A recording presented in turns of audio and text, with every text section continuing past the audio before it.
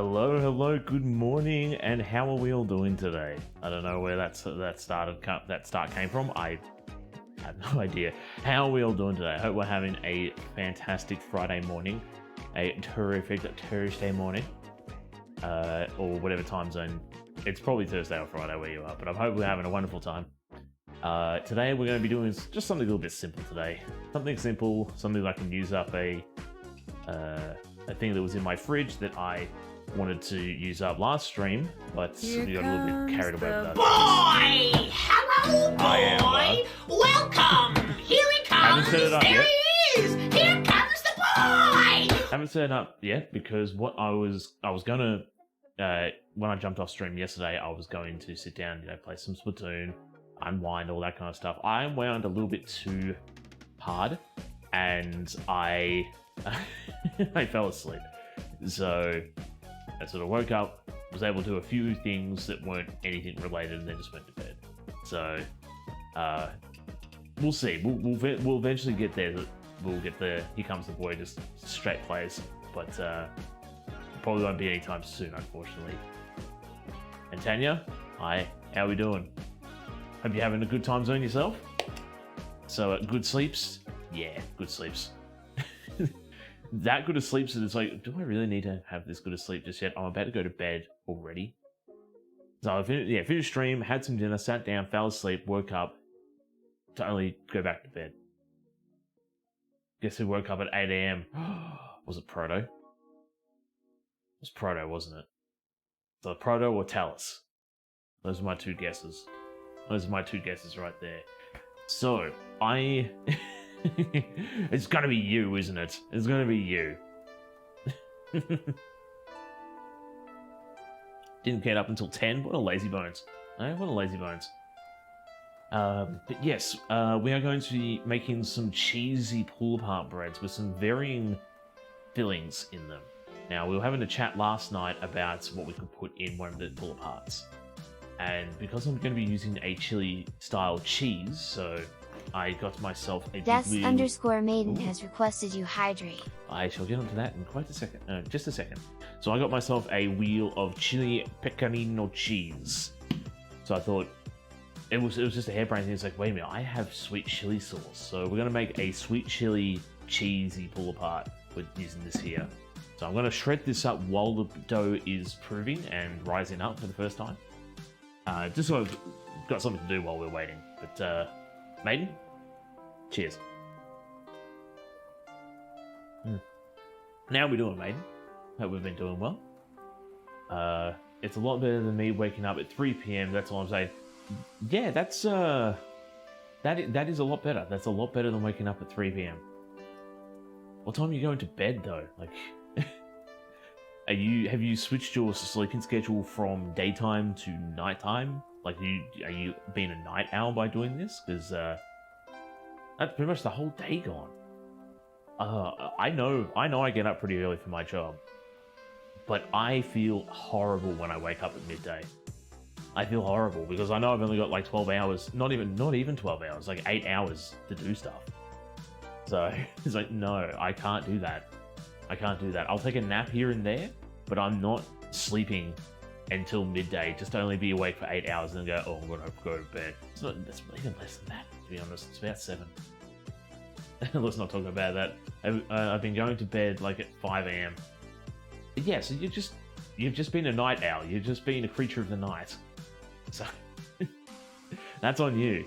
That's on you. If you're going to bed at 5 and then waking up at 3, you're getting your 8 hours sleep, just not at the same time everybody else is. So I commend you getting the recommended amount of sleep that you need. But the time that you're doing it, if you need to be going to school at that time, that's a different story. So, I am going to try to remember to post the recipe for today in the Discord. But we are using from the Baking Bible, which I have written in for today because it calls for 2 separate accounts of water. So I put them in roughly when you need them. So I'm just going to be doing the cheese and herb pull apart bread dough recipe, and then using my own fillings for it. I know, but I'm trying to fix it because school. Yes. pretty much, like I said, my method would be, instead of staying up for as long as possible and then conking out, just force yourself to go to bed. Just go to bed, even if you're laying in bed and you're still awake or something like that, just try to sleep. Close your eyes, listen to music, listen to a book or something like that, but just go to bed at that time. Then you'll start getting to that pattern of go, okay, this is my sleep time. Instead of overexerting yourself, because sure, you might stay up for 24 hours, then go to bed, but you'll probably need a little bit more rest than the 8 hours because you've pushed yourself for that 24 hours. If you catch my drift. What I did last night? Nice. Nice. Do you feel it worked? Do you feel it worked? So yeah, we're going to be... Yeah, so we're going to be doing this one here. So what are we going to need? What are we going to need for this little loaf? Well, it's actually, yeah, it is a loaf. It's a loaf, but we might do one loaf. We might do just a big mess. I sleepy, I think it worked. Yes, just keep on it. Just keep on it. Even if you're a little bit sleepy now, just I would say this is the time to push through. Instead of pushing through for a whole 24 hours, push through the day that you need to, and then go to bed at the same time you did before. So that's just my. I'm not a doctor. I'm not a sleep expert or anything like that, but that's just my thought process. I for 2 days woke up at 5 a.m. Then I woke up at 1 p.m. Yeah, sometimes you do slip. Okay, I'm up at 2:30 every day. Like Sunday to Thursday, I'm up at 2:30, and then when I have my days off, I try to get up at 6, but I slip. And I wake up at about like 10 midday and stuff. And yeah, I feel terrible because of it. Like I know I need to get that extra sleep, but I need more time to do stuff. But I'm also staying up very late on my days off too, so that's why I'm waking up so late as well. But yeah, although you've woken up one day of the week or one day at a later time, still keep that regime. Might hurt your soul to have to go to bed only being up for say 6 hours, but you need to keep that schedule going. That's just my thoughts. But what are we going to need for today? So we're going to need 2 teaspoons of dried yeast. We're going to need a teaspoon of sugar. We're also going to need 125 ml of warm water to activate this yeast and get it all nice and bubbly and ready to go. We're going to need 500 grams or 1 pound, 2 ounces, 4 cups of plain all-purpose flour. Oh, we need all-purpose flour for this one. Oh, I thought we needed baker's flour for this. Okay, we can switch that out. We can definitely switch that out. Let's grab that one there. Good thing I bought an extra thing of flour the other day. Why did you touch the hot? Silly. And that's pretty much it. That's actually pretty much all we're going to need for the dough. The rest of the ingredients is like parsley, chives, thyme, the cheese as well. It says 60 grams of cheese, but we are going to destroy this thing with cheese. I'm going to use that whole wheel of cheese and then some. So we're not going to have you going, oh, it's a little bit of cheese in there. Oh, I can see the hints of cheese. No, this is going to be like stringy. I don't think I want mozzarella, but I want it stringy. I want this thing to be just an absolute mess. I want to feel good. I want to feel good for eating it and then feel bad because I ate it. So yeah, I'm going to be making 2 of these doughs so we can have one that's like maybe a cheese garlic one, maybe a cheese and bacon or cheese and ham style one, and then we'll do the chili and cheese style one first. So I'll make one of these, get that in the bowl like we did on the New Year's stream. Because this one here, we're going to activate the yeast first, and I'm going to make sure that everything's nice and warm and kicks into gear nice and fast. We should have a quick rising dough. We should, theoretically.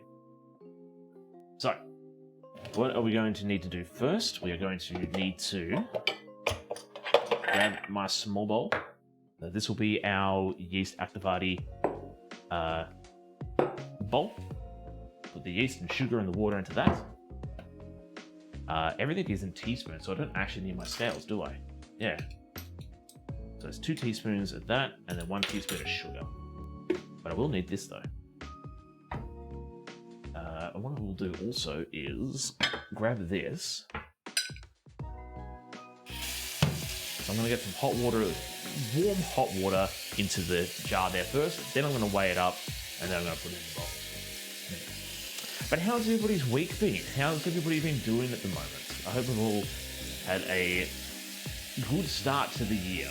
I know I've seen the meme around that says I've already stuffed up. 2024 is going to be my year. It's funny. It's very pessimistic. Very pessimistic meme. That I will say. Okay, so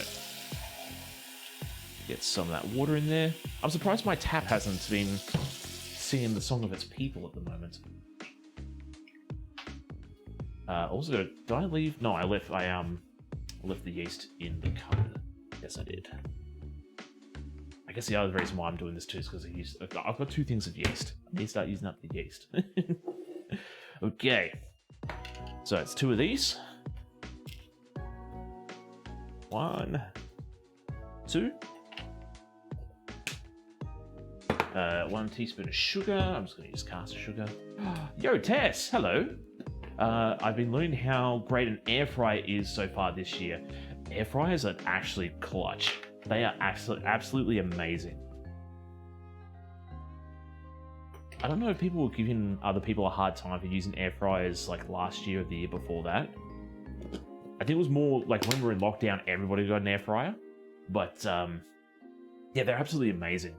They're great for cooking chips, nuggets, just baking potatoes. I want to try do a cake in one of mine. I want to try and make a cake in one of mine. But how are you doing, Tess? I'm sure I already asked that, but how are you doing today, Tess? Where's my on? There we go. What I need 125. What have you been making? What have you been making in your air fryer?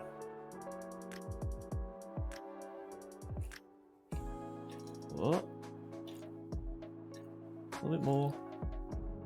There we go, 125. Nice apron. Thank you. I've actually been holding on to this one throughout the whole of Halloween and Christmas. So I think this one was Mama TC. Like, she made this one, and then that sort of sparked the idea. It's like, let's give away some aprons, and what kind of designs do you have? So although Talis is getting a lemon style apron soon, this was the original. Very lemony. It's very fresh for the summer season. And also, how you doing, Sarah? How you doing today? I will admit, I thought they were a fancy gadget that just did what you could already do in the oven. I was wrong. You are not wrong in that aspect. Let me actually get this started too. I've got the water, I've got the yeast. It's just sitting there. It's like, come on, let's get started. You're not too wrong, but it's the convenience. It's the convenience of not having to use gas for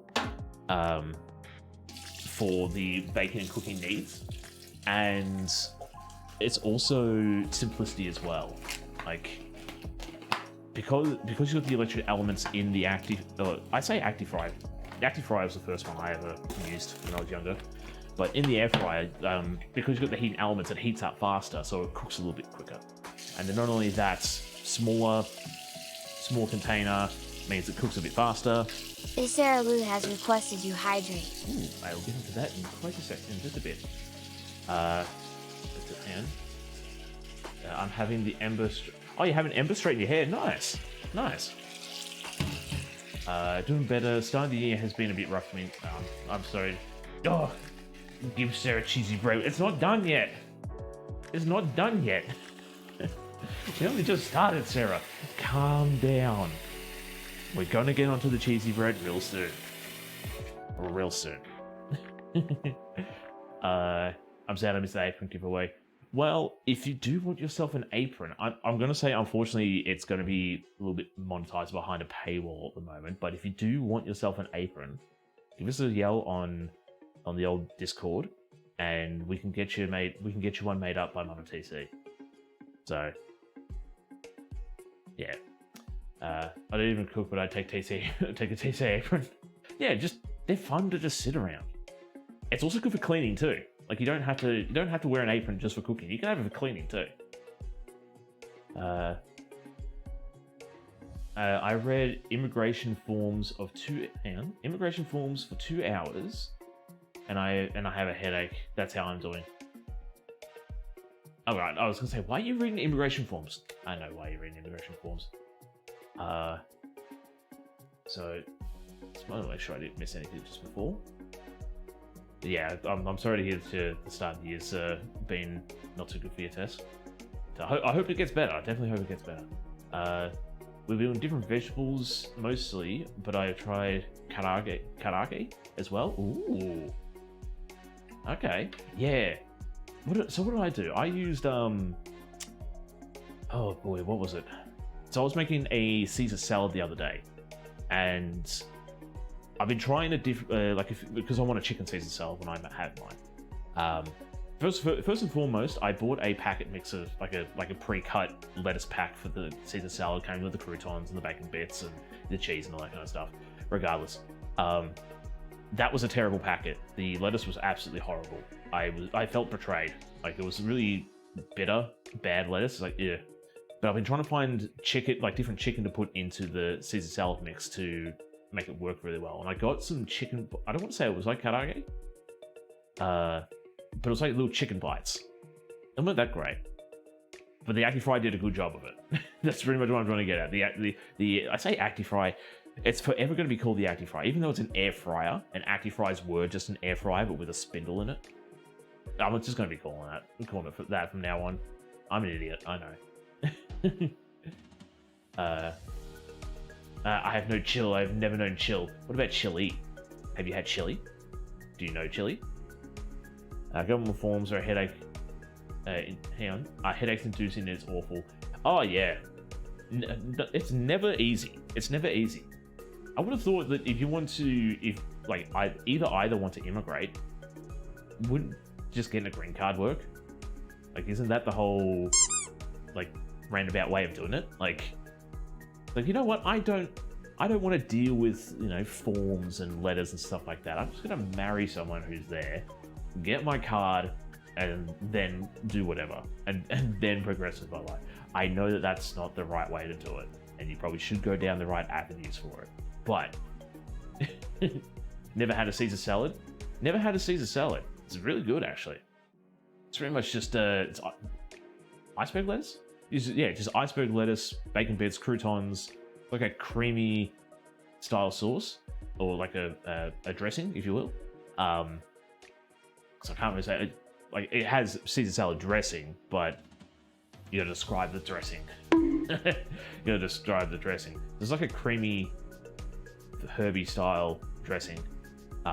Sometimes it has anchovies, but you can opt out for anchovies. Sometimes it has an egg, but most things don't have eggs. Like most pre-packets don't have eggs. You have to supply your own eggs, and you can have chicken in it as well, or you can not have chicken in there. But yo, Tech, how are we doing today? Welcome in. Marrying someone to get into country still involves many forms. It's just another path, Okay. I thought, from all the old TV shows and movies that I have grown up watching, I've always thought of it as just a simple process of, just go to Vegas, you take you. You're getting married by Elvis, and it's like, I now pronounce you man and wife. And then they go their separate ways, and then the person who was immigrating into the country finds somebody else after that. It's like, yeah, we'll just laugh at, I don't know. It's just, TV makes it seem so much easier than what it is. It makes it seem so much easier. You're on early. I am on the normal time I usually am. Hopefully. Unless daylight savings happen again. But, I usually start at 9. TV lied to you. TV lies to me all the time. I know. I am aware of this. I do kale Caesar salad. It's the best salad. I actually picked up a spinach and kale mix because I've been hankering for the salad that Belle showed me when we did our stream heaps of times. Like, I sit down and it's like, what do I want to have? Do you want to have something do you want to have a sandwich for lunch? Like, you know what? I want to have that salad again. Like, I really like honey mustard. And kale's good for you. Spinach is good for you. and I like apples. So I was like, you know what? I need to buy a thing of that and just sort of mix up a bit every now and again. Immigration process is long. Yeah, that's why I don't really want to try immigrate. Like I'm happy where I am at the moment, but if anything, if I were to do any form of immigration, it's probably just be working visa. So once I get that visa, I stay wherever for say 3 months, and then I'm back home. So when I said earlier, I meant I'm in the same time zone as you finally. Ah, okay. Oh, so you're back home. Or back in my home. We need 500 grams of this, by the way. Long and complicated, and you have to prove a lot of things, and if you don't do it right, they can send you to jail. What do you need to prove? That's my question. Like,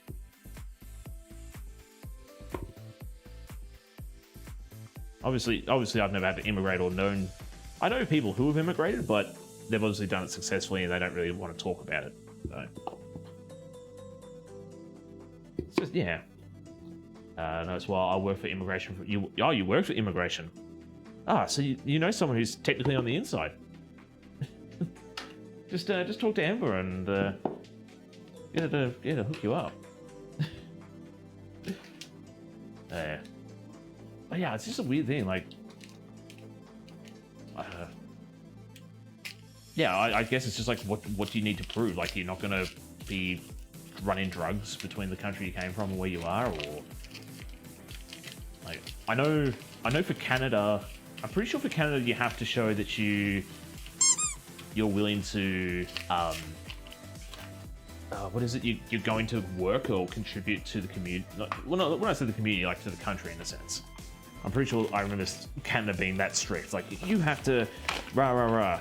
Like, if you don't have a job within a certain amount of time, they're not going to let you in. So, yeah. You have to know your. Yeah. Oh, you gotta know your spouse. Yeah. Like, they take you to separate rooms, ask you questions about each other and how you met, and see if the story matches up. Now that seems like stuff I've seen on TV. That seems like the kind of stuff I've seen on TV.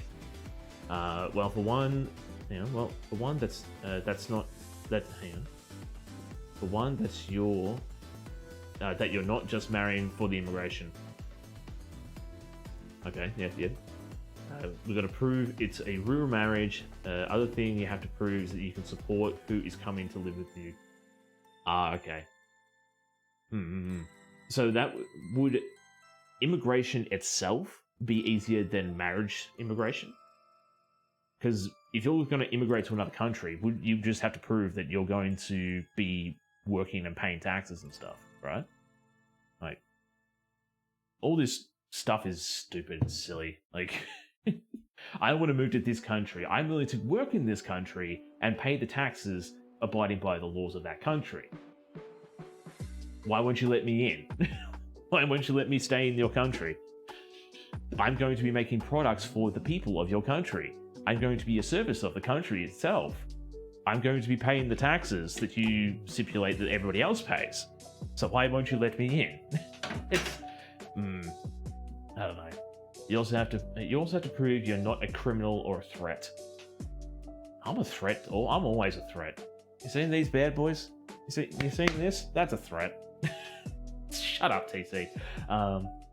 The job thing is also true. If you don't have a job, you have to get a sponsorship. Does OnlyFans count as a sponsorship? Where the hell are we going with this? The problem with a working visa is they expire, and if you lose your job, you can't stay.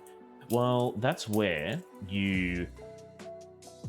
once your working visa expires, you just run away. And also, I'm pretty sure that there's a clause as well, like if you stay in the country for X amount of years, you just get granted citizenship, right? Because if I'm not mistaken, my grandma is technically a citizen, but she never took the citizenship test. Or she never actually became an Australian citizen because of the simple fact that the Australian government and the Australian immigration and stuff falls under the British regime. My grandma is Irish and my granddad was Irish. They would not pledge allegiance to the crown. So I'm pretty sure they never took the immigration test or the immigration laws, and they just stayed here. I'm sure it was a different time back in the 40s or 30s or whatever year they came around here. Things are a little bit more strict these days, but if you're not legally, but if you're successfully able to stay in the country for a certain amount of time, do you just get citizenship? You don't. I thought it was like 10 years or something. Like if you successfully stay in the country for 10 years, it's like, yeah, I just live here now. Like squatters' rights, baby. After 5 years, you have to take the test and pass in the US. Okay. My aunt married an American man and lives there, but she still isn't a citizen. So what? Hang on. So how does that work? So wait. So there's a difference between citizenship and I have no idea about any of this crud. This is all just making my little head be so silly. Titch? Camera on. Activating binge camera. So as we can see here, we are doing a cooking show. Although we are talking about immigration and citizenship, we are actually doing a cooking show. As you can see, our yeast mixture has bubbled up quite finely, quite nicely. So we're going to pour that into here. And then it also says to pour 250 ml. Yeah, so make a well in the center, at the yeast mixture, and 250 ml of warm water. How warm are you? Still fairly warm. The memory just turned out to be a very wet dough. So I'll keep the flour on the ready. Whoop. Then we'll get our dough hook on there. If you don't pass the citizenship test, you stay... Hang on. If you don't pass the citizenship test, you stay a permanent resident. Okay. Once you're accepted on a visa, you become a permanent resident, which is different than a citizen. Oh, okay. Right, residency and citizenship are different things. Gotcha.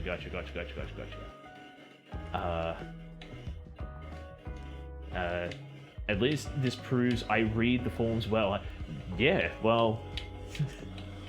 Actually, that looks like it's working out pretty well, to be honest. Just let that sit and knead for a bit. I know all about courthouse marriage now, too. So, is there different laws between courthouse marriages and, like, actual marriage? If you want to say actual marriage, like, you know, going to the chapel and all that jazz. Does anybody ever go to the chapel anymore? Or do we just get, like, licensed mariters? Is licensed mariter the right word? Is licensed mariter like this? That dough, yes. Yeah.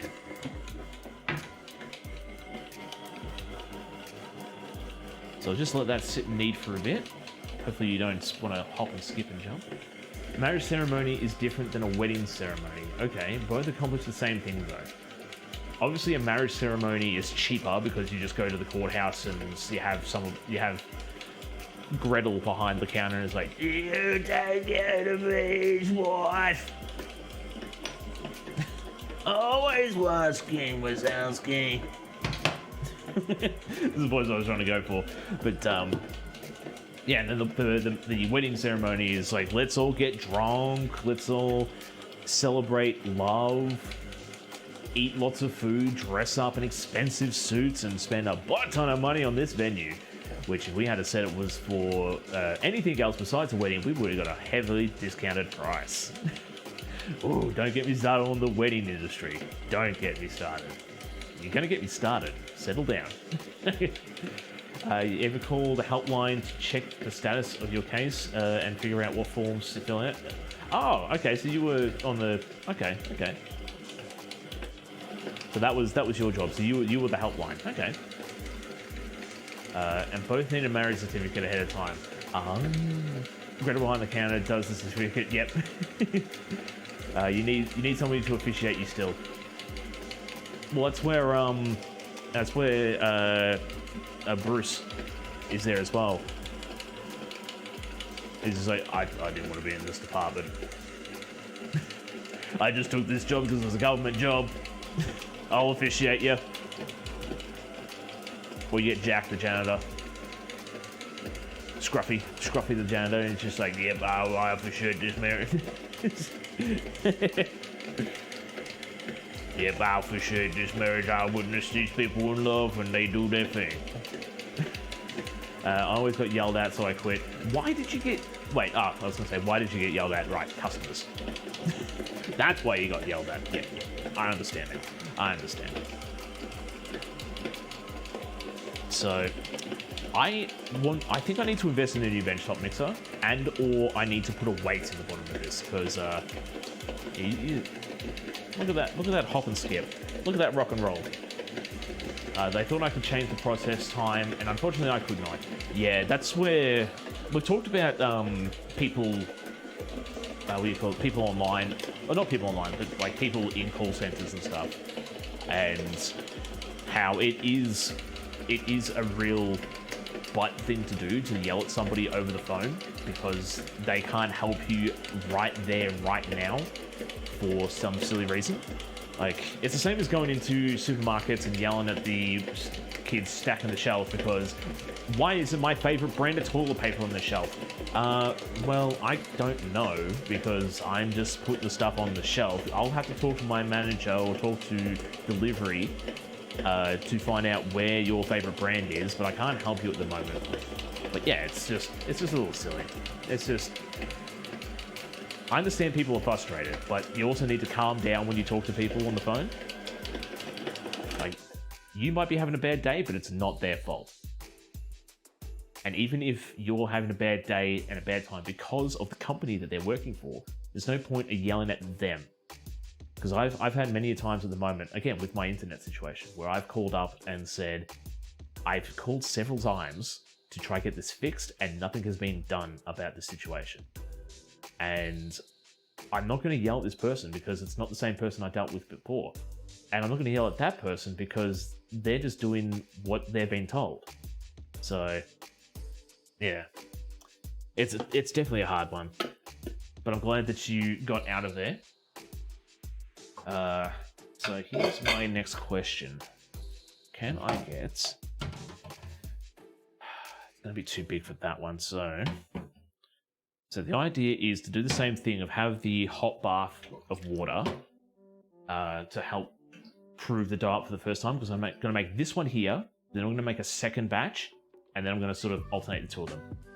Now what's the next thing too? I'm going to... Do I make the oven the prover for the time being? I think I will. So what I'm going to do here, just a nice quick simple, I'm going to turn the oven on to the lowest temperature. Come on, fire up, please. Yes, I'm going to turn it on to the lowest temperature just to get it heated up. And then... Oh, okay. I'm heading home. Okay, take your time. Take your time. Don't stress, don't rush. So, I also missed a few things before my little rant, so I need to quickly... So, sorry, so we are doing a i13's, okay, yep. I have no idea what any of that means. Doing the marriage ceremony in April. Ooh, Emma didn't get paid enough to deal with that crap. Exactly. Nobody $13 an hour. Yeah, that is definitely not enough. That's not enough to get yelled at by disgruntled people, even if it is a government job. Not enough. Yeah, America has a terrible minimum wage. That's why you all should move to Australia. We get paid like kings. We get paid like absolute royalty here, and we still bitch and complain about it. I think our minimum wage is like, what is it, like $16 an hour or something? I'm not 100% sure, but it's up there. It's right up there. I'm a bit sad I'm going to the States instead of the other way around. Moving away from your hometown to... Yeah, that is a bit sad. But how far away is... like, how far away are you going to be moving? Like, to go to the States, how far away from home would you have to travel, or travel to, if you will? The reason I ask that is, like, how hard would it be to travel back home after you make this big trip? But you can't work, so so if I move anywhere far away, I'm going to New Zealand, bud. Yeah, New Zealand's pretty good. New Zealand is pretty good. Let me just get that dough out there. Set that aside for now. But yeah, we're just gonna give this a quick little knead. Quick little knead. Let me check the travel time. Oh, it's more like distance in a sense. Like, if you move to a certain state in the United States, how hard is it going to be to fly back for, say, holidays or vacation or something like that, back to home to check out what everybody's doing? Not only that, the other thing to take into account with everything that's happened in the last how many years? I want to say in the last 10 years. In the last 10 years, how easy it is to talk to and communicate with people online. Like, sure, you're not going to be able to hug and kiss your family, but you're still going to be able to talk to them, see how they're doing. So, yeah. If anything, in the last decade, people moving overseas or moving out of the country it's made it a lot easier for people to do so. In my mind, anyway. Let me put you there for now. Things going on alright? I just want to move. I want to move somewhere with decent healthcare. Yeah, Canada, UK, France. France is actually pretty good. From what I've seen on documentary shows, France will take you in and look after you, even if you're not a citizen, which is absolutely amazing. UK has doctors that will come to your house any time of the night, which is absolutely amazing too. I think we've got a mix. So our healthcare is a bit of a mix. So we have, I don't want to say universal healthcare, but we've got healthcare that covers everybody. So if you don't have private health insurance, you can still go to a hospital, get looked after, and it's not going to cost you an arm and a leg. But if you want premium service, so if you want to be put at the front of the line for, say, hip replacement or something to do with your knees or dental work, then you pay a little premium, you pay a little bit extra. So, where I live has a tiny airport, so I need to take a flight with 2 layovers to get to Nebraska. That's a shame. 2 layovers just to get to Nebraska. Would it be easy to drive? Just rent a U-Haul and just cart yourself over. Oh, I mean that'd be me. That'd be me. It's just like, you know what? Stuff this. I'm just gonna go on a road trip to move to my new place. Usually takes 12 to 16 hours to get there. That's a bit of a can't drive. I keep forgetting that not being able to drive is something that you know what, I'm going to give this a quick rinse. It's going to be okay if it sits in the water there. It'll be fine. We're not going to be using this. This water is just going to be used for the heat factor alone, not for anything else, not for washing, not for anything. So, yeah. All right, so what are we doing? I'm going to throw a little bit... Is it olive oil? Yeah. Oiled bulb, so it doesn't really matter. I'm going to use olive oil. The same as we did last time, just a little bit of oil in here, just to make sure it don't stick.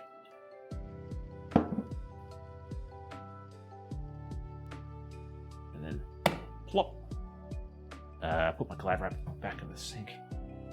New Zealand, Germany, Netherlands, Aussie is good too. Yeah. Our healthcare is pretty good, but it can be better. It can be better. Canada, Canada's air. Air or A? I thought it was A. Not air. Dumb. It only covers emergencies. Still better than nothing.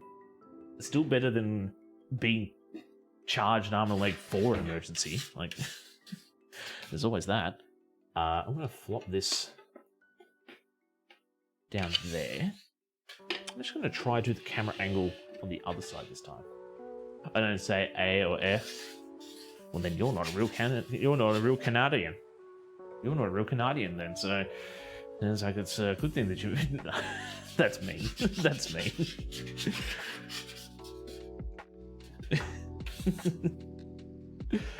Oh man, settle down. So I meant you. I've never even been to a different country. Thinking about moving to one sounds intimidating, but also, I sort of have the same feeling. Like I've been to a few countries. Oh, when I say a few countries, two. If you count Tasmania as another country as well, then 3. But you can't. You can't count Tassie as another country because unfortunately it's still a part of Australia. But yeah, I've been to New Zealand. I've been to Japan, and sure, traveling to those countries is daunting in itself, especially to a country that you don't speak the language. But moving to them, it does sound fun. It does sound super fun. Like, not even if you're so. I'm sure. I think I've mentioned this on stream before. But before I was gonna do streaming and all that stuff, and before the niece came on the scene, I was actually thinking about doing a what do you call it? I was thinking about doing a working visa ship over at in like Japan or somewhere else, or maybe even the States. But then, you know, my brother had his little girl, and I thought, you know what, I'm not going to do that. Like, I'm not going to bug out for 2 years and not be a part of her life for that time. So, and then the world shut down, so it was probably a good call. And Daddy Pilkers, hi. Titty Witty Bitty Chef, hi. How you doing? How have you been? Have you been doing well? I just got distracted. There was a white car outside. And it's Tattles, hello. I need to get better at keeping track of when you stream. Well,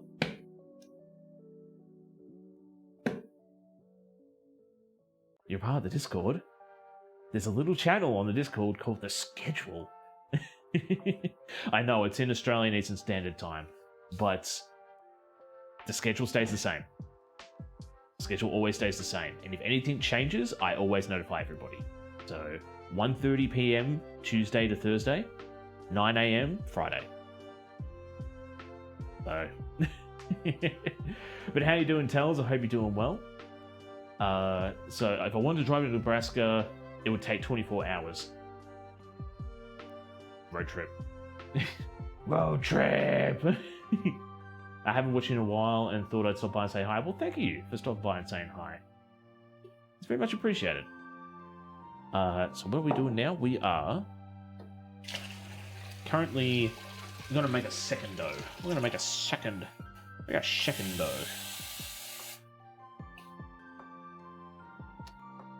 I say that. So we're going to wait for this to be seeing you a camel chat. Yeah. I stop by every now and again. Like I've got some other things I'm working on at the moment. I stop by and watch, put my thing down in the Gamba. I do need to stop by and have a chat a bit more. That's definitely on me. That's definitely on me. I see he streams like, ooh, he's streaming, but I also want to play Splatoon. So that's definitely on me.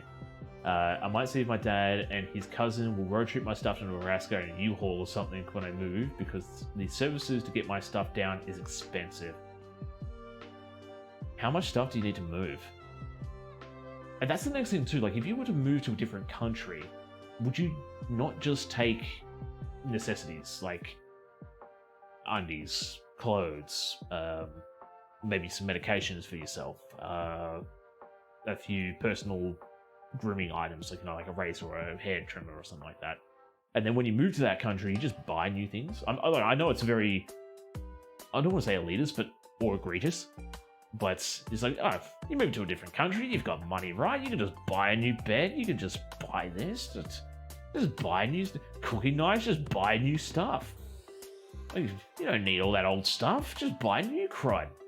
That's just my thought. Like, yeah, if you're gonna move to a completely new country, all right, well, I'll just build a life there, just start from scratch. Like, sure, I've got everything I need in here, and then some. But I'm gonna U-haul all of this to a different country, or a different state, nevertheless. I think you might underestimate the amount of stuff I have.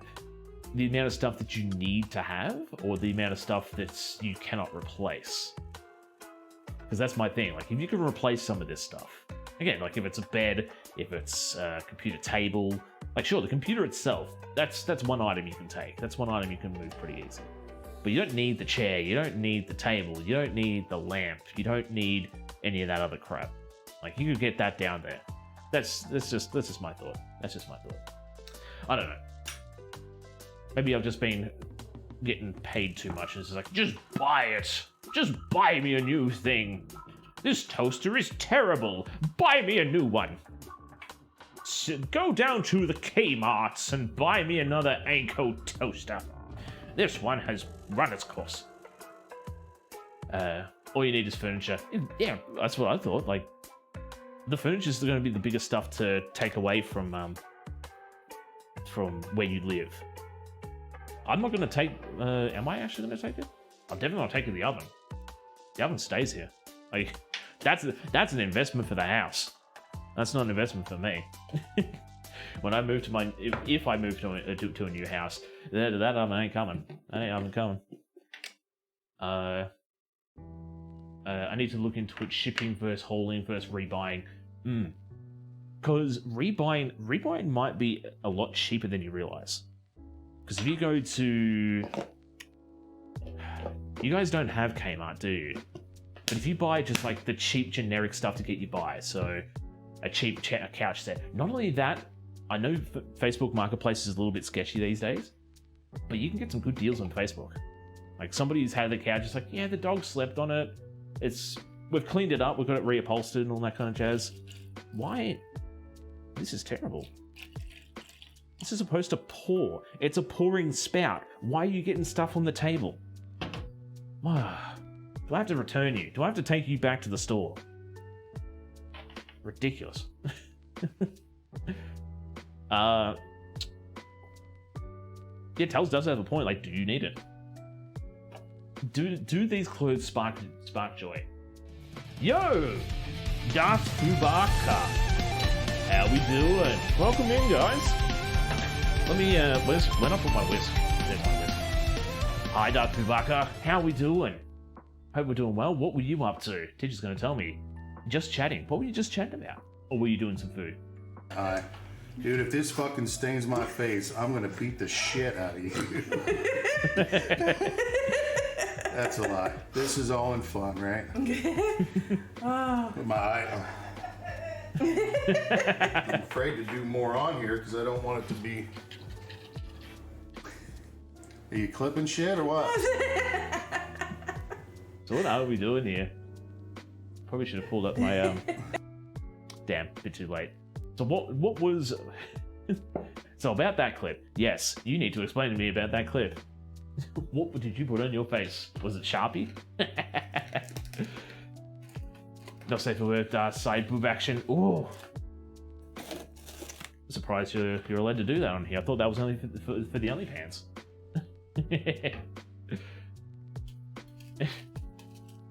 But welcome in everybody from Darth Chewbacca's raid. Let me introduce myself. But first off, vicariously through you, welcome to the Shark Tank. I hope you enjoy your stay here. Amy PBR, welcome in. How we doing? Max Orion, welcome in. How we doing? Hercules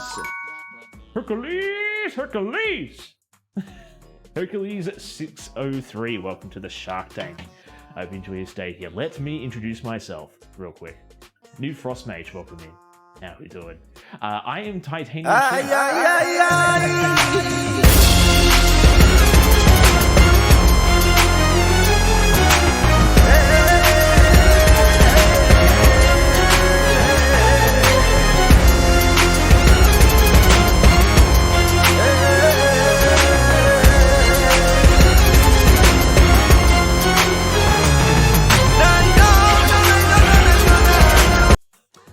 me to time Tales out. I'm trying to introduce myself to these new people and have a good first impression. I don't want to throw my back out just yet. Oh man. So allow me to introduce myself. I am Titanium Chef. I am a variety food and drink streamer from Australia. During the week we play video games. At the moment we're currently playing through Code Vein, some Legend of Zelda Oracle of Seasons, Yakuza 0. And I think I'm still debating with Golden Sun. We'll have a talk about that some other time. But Fridays, about now, Australian Eastern Standard Time, I do a cooking stream. And what I cook ranges from stuff that I find in recipe books around my house to stuff from video games, TV shows, anime, and movies. I also do viewer requests as well. So if you save up enough TC tokens, you can suggest a theme for me to work around, or a recipe for me, or a dish for me to make. So if that's the kind of stuff you're interested in seeing, I hope you enjoy your stay here. Okay. Max Orion, welcome to the Shark Tank. I hope you enjoy your stay here.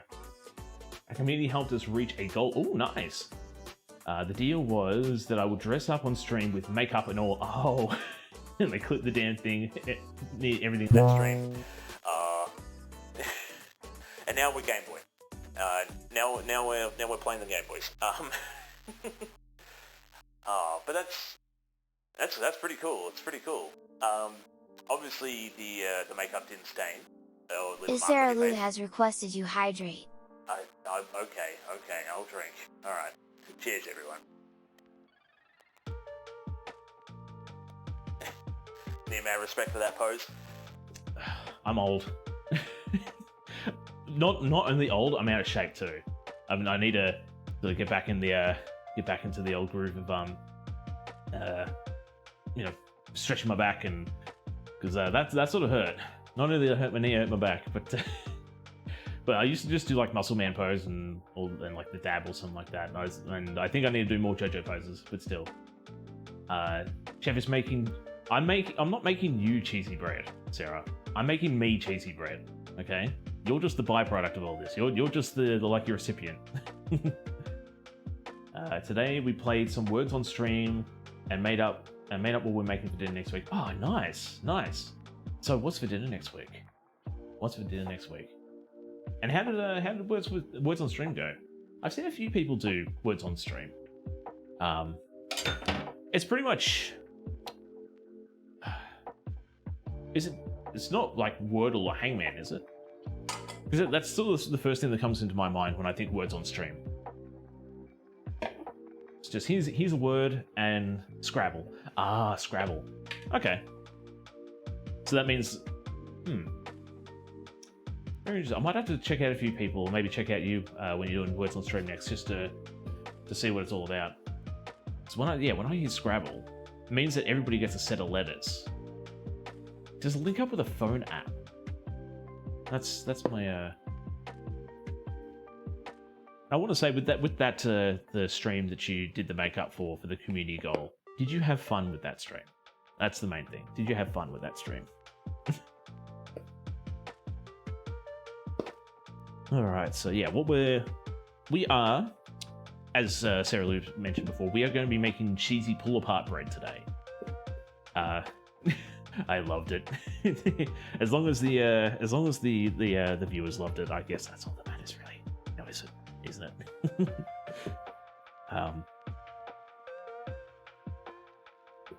I need 500 grams of. Yeah, there we go. 500 grams. Monday, steak and shrimp. Tuesday, white beef enchiladas. Wednesday, Arcadian chicken fricots, so chicken dumpling soup. Ooh, that actually sounds really good. Thursday, orange chicken with fried rice, or chicken orange. Friday, burgers with fries. Oh, not gonna lie, Friday sounds really good. I love me. I've gotten really into burgers over the last 3 years. Burgers are really good. I've been trying to find some decent burger shops besides just Macca's, and there's one in my hometown now, which is amazing. They are expensive, but they do some bloody good burgers. It's definitely worth the money. But that sounds like you got a fantastic lineup for dinner. Sounds like you got a really good lineup for dinner. I'm going to say I'm a little bit jealous because I don't have dinner planned for myself. I don't even have dinner plans for myself tonight.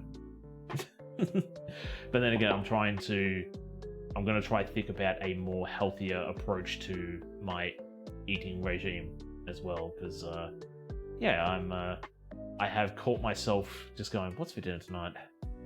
Stuff it, I'll go get Dirty Bird, I'll go get KFC, I'll just go get Red Rooter, it's fine. I used to get cheesy pull-apart bread from this restaurant in town. It was so good, I wanted. That's why I'm making it, because I thought I need to use this cheese up. What's good? Cheesy pull-apart bread. That dress-up stream was amazingly fun. I'm glad you had fun with it. I think the last community goal that we had here, was actually a VR Phasmophobia stream. And needless to say, I wasn't too happy at the end of that. Playing Phasmophobia in general is fine, but when you do VR, it's stupid. It's just stupid. Oh man. Especially when like the hub area is just like, it was like, look at this, what's over there, go check that out. And then I check it and it's just, meh. It's like, boy. Getting ideas from our family, what we call our community. Oh no, yeah, the family. Such good food has been made on stream. Oh yeah. Sometimes, yeah, the communities come up with some really good ideas. Sometimes, like, they're really good. They're really creative. It also helps too to have more input as well, because I will sit down and go, I've made all this stuff. What can I make now? And then someone will go, hey, have you made this from this show? Like what we've got coming up for a few viewer suggestions so far. We've got a Disney cook-up. So they've actually sent me some recipes from the unofficial Disney cookbook, and I'm going to be making a few of them. Not sure if I want to try dress up for that one. I don't know what I would dress up as. We've got some stuff from regular show coming up soon, and we've got some stuff from Fruit Baskets as well. So I want to make it, and I want that to happen again. I don't want to do it again. Man, this just makes me want to start baking again. It's fun. You should. Fruit Baskets, yeah. Yeah. Was it yesterday? I think it was yesterday. Ember suggested we make some onigiri from Fruit Baskets, and she wants me to make them cute, like in Fruit Baskets as well. We'll do my best. That's all I gotta say. I'll do my best. Anime, yeah. I'm sure it has like a proper Japanese name as well, but yeah. We know it as Fruit Baskets. It might be just realized. Oh, yo. What the hell? Tess. Welcome to the Shark Tank. This is your official welcome to the Shark Tank. I hope you enjoy your stay here. Let me just, Alright, so let's get this one. This song that's playing now, this is from Nier Automata. I love this. I love this song. I love that game too. We should play that, actually. That's still warm. That's still okay. Now, 250. You see this nonsense? This is supposed to be a pouring spout. So it's supposed to pour out evenly, nice, clean. It doesn't dribble on the bottom of the thing. But yet, I paid good money for that, and it still doesn't do what it's supposed to. You know. Your predecessor. This one here does the job right. This one works well. You don't.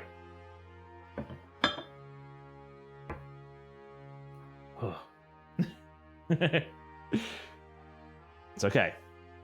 I'm not mad. I started the game and only played about 30 minutes. It's a long game. It has a lot of different endings, but it's really fun. I didn't buy it just because 2B. Okay? I also bought it was on sale. So it was pretty much that. I would say 80% of the games I have on Steam were on sale. I bought a few of them that weren't on sale. I regret a few of them because they turned out to be terrible games. To beauty? No. I have the achievement, but that's because it's an easy achievement to get. but no. Oh my god, it's Danny! Hi, Danny. How we doing? I was gonna message you last night, but I fell asleep. I was gonna message you before stream, but I was doing stream. I'm gonna try and message you after stream today. Talk to you about this weekend. It's Danny from Danny Music fame! Yeah, you know what we should do? You know what we should do? While we're waiting for this bread to do, let's go check out Danny. Danny's cool. Danny's awesome. Go check out Danny. She plays a lot of Splatoon. Let's try. That's so sad. Oh, not bullying him. Oh.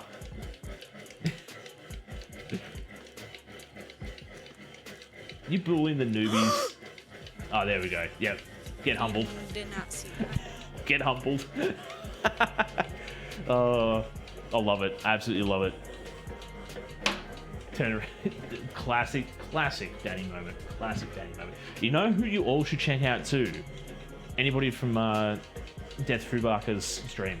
You should go check out Sarah. Sarah's awesome too. Go check out Sarah. There's very realistic stuff chicken sitting on a corner table. Sarah plays a lot of When you realize games like Sims isn't and just The Witcher she's playing at the moment. This is not the appropriate moment for a Pornhub intro! Oh, chat will be chat. It's not a sexy chicken! Well, you don't know that.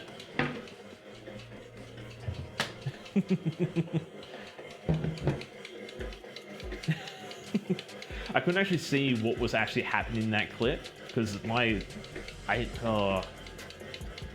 need to find a way that I can bring the clip bigger up on my screen. Bad chat, bad. I know, right? Bad. What were you playing at that point? What were you playing there that was still waiting for when I can finally catch you? Yeah, Sarah streams. Do you stream late for your time or early for your time? I honestly, you stream at a good time for me to check you out. So, yeah, we're making cheesy bread. We're making cheesy bread. Did I miss anything else? Oh yeah, it was just me talking about Nier Automata. Maybe I might play it on stream soon, but the Kentucky Fried Taste. No, now come on, no. That sounds like it's the perfect time to play that stuff. The Kentucky Fried Chicken dating sim. When else would you play that sound clip? Like, it's a dating sim. 7 PM my time, so that's. That's about normal time. Do you like dip your cheesy bread in anything? Personally, I love marinara sauce. Well, anything with cheesy breadsticks. I could dip it in sauce. For the most part, we're going to try and make... I don't want to say like self-saucing, but we're actually going to throw a sauce in there as well. So we're going to make... So we've got one that we're just going to be doing just like normal style-ish. And then we're going to do one that's... we're going to use up some chili pecorino chili. Chili pecorino chili cheese, and we're gonna put some sweet chili sauce with that. So it's gonna be like, ooh. That was the backstory scene. They played it because, hang on. Yep, okay, understood. Because it was a chicken. Yep. Love the apron lemons. Yes, yeah. So this is the. Hang on. Let me just turn that down for a quick second. Wait, let me turn that up for a second. Titch. Zoom in. Zooming in. Yeah, so it's like sparkly lemons too. Not sure if you can see the sparkles in this light, but the lemons sparkle. Ooh, sparkly lemons. Titch. Zoom out. Zooming out.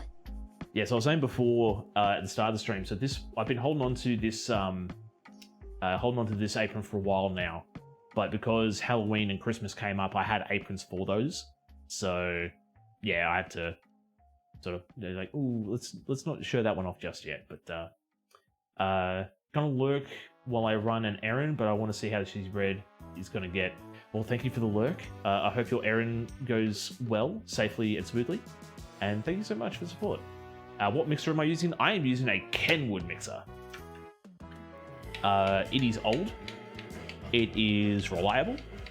I have nearly broken it once. And I do need an upgrade.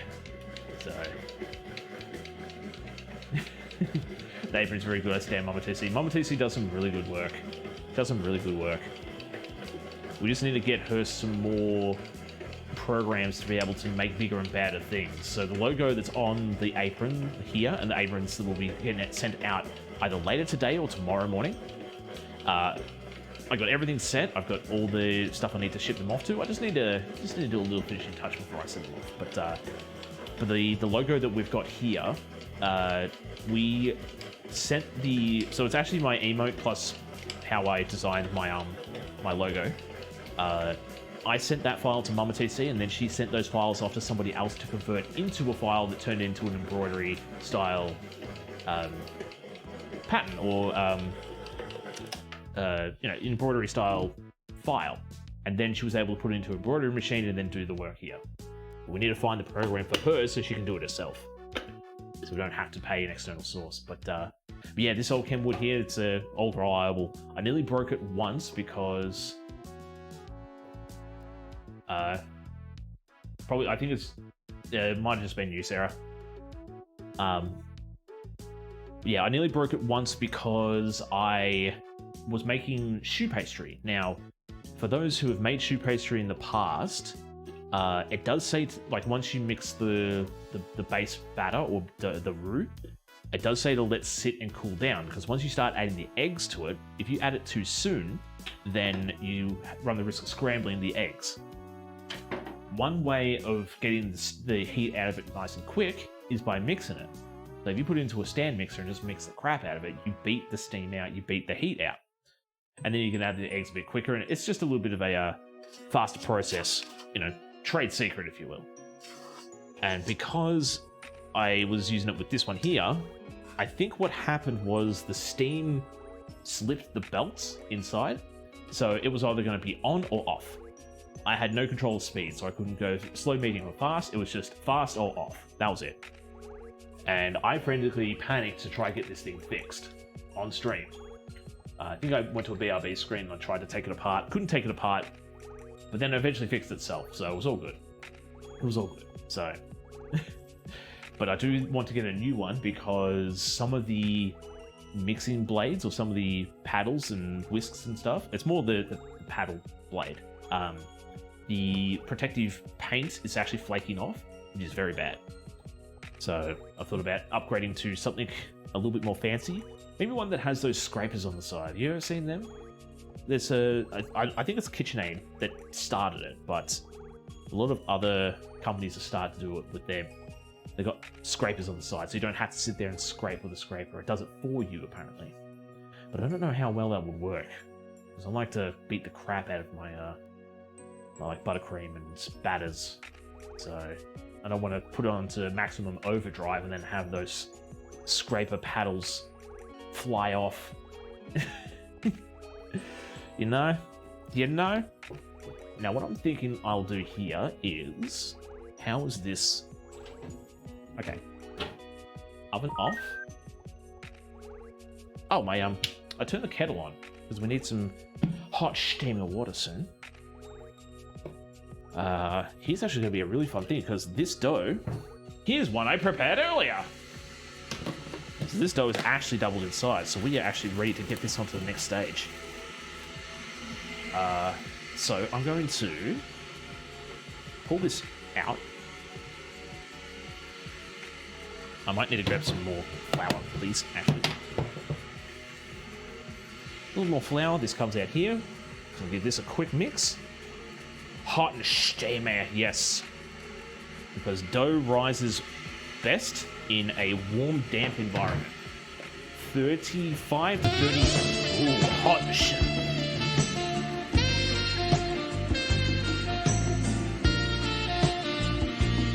Hot and steamy. But it is 35 to 38 degrees is optimal. Oi! Yeah, 35 to 38 degrees Celsius is the optimal temperature for dough to rise, and you want it humid. You want it about 80% humidity, maybe 75. But, I wish I had a mixer at all. Well, you could use a hand mixer as well to beat the choux pastry, but yeah. Right, so I'm going to drain the water. I'm going to dry this thing here. Keep giving me that cooking talk. Yeah, alright. I thought that was like, yeah, just give me this. Shut up, TC. But now I was like, yeah, you give me that cooking talk. Yeah. Tell me about how you make things rise.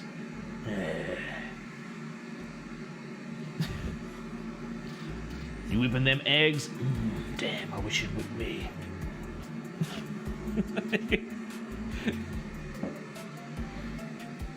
Was aiming for my butt. Oh, you gotta be quicker than that, Sarah. You gotta be quicker than that. I'm too fast. I'm too fast. Many a man and woman have, many a people have tried to whip this butt before, but they have never been successful. Okay, let's get this one on the go. So what we're going to do here is going to knead this up real quick, and then we're going to roll this out. So let me...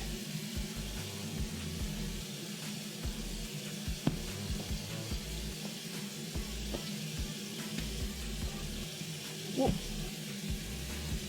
Let me get a bit more flour on here, because there's lots of oil. I think I've the delay is crap. It is. Okay. How are you feeling? Oh, you're feeling mighty warm. That's good, that's good. And then... It's not on this one, is it? No, it is, actually. I'm just going to move this aside. Hopefully don't drop everything. And get that ready to go. It's working against me. Yeah, you keep squishing that dough. Oh, yeah.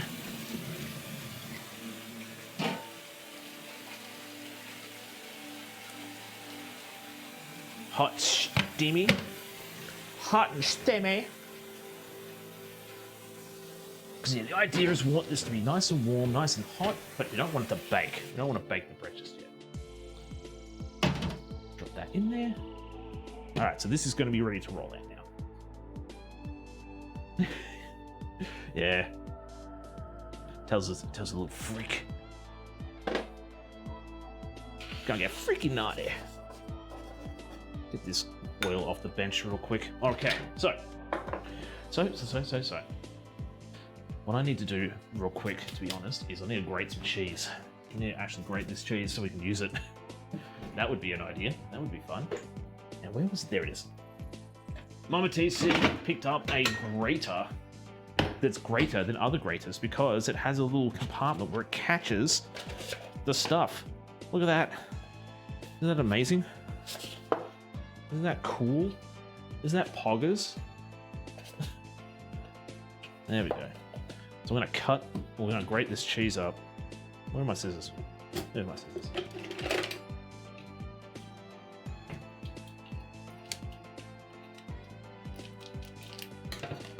Let's grate this wheel of cheese up.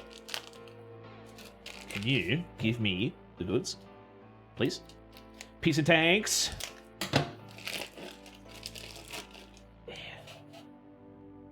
Let's grate it up. Whoa.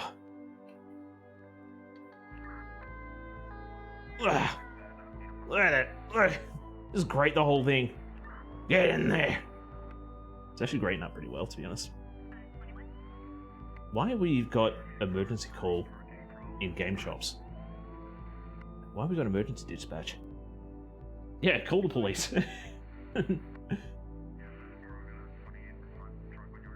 Oh, so much cheese. I've also got some regular, like, perfect melt cheese as well. We could use that too, but I'll use this.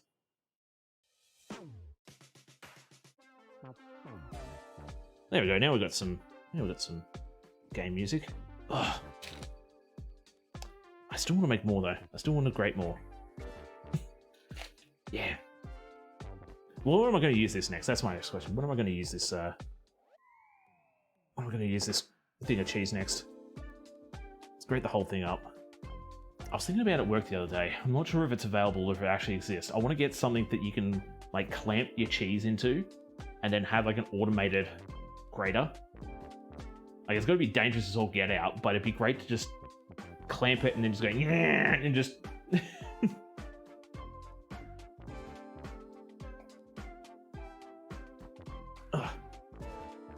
Can I tap this?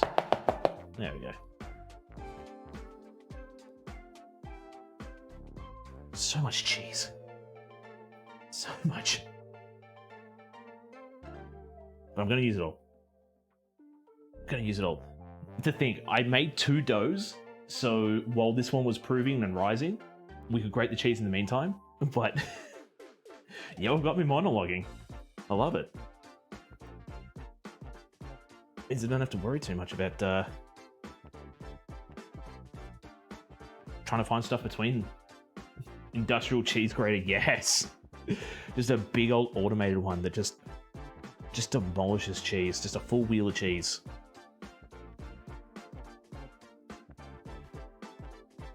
And that way I don't have to worry about grating my hand up like I'm probably going to soon. I bought some more Band-Aids as well, so we don't have to worry about, you know, if I do cut myself, I will be able to administer first aid on myself. So I cut myself on the blender. Yeah, I cut myself on the blender a while ago. And yeah, I had like 3 Band-Aids left. It's like, oh yeah, I need some more Band-Aids. Can't believe I've gone 4 years without buying any Band-Aids, because I usually would just suck on it. Or I'd be at work and they got Band-Aids. No. TC flavoring? No. Unless you're all vampires. Then we'll just keep that aside. You know what? Best part about cooking.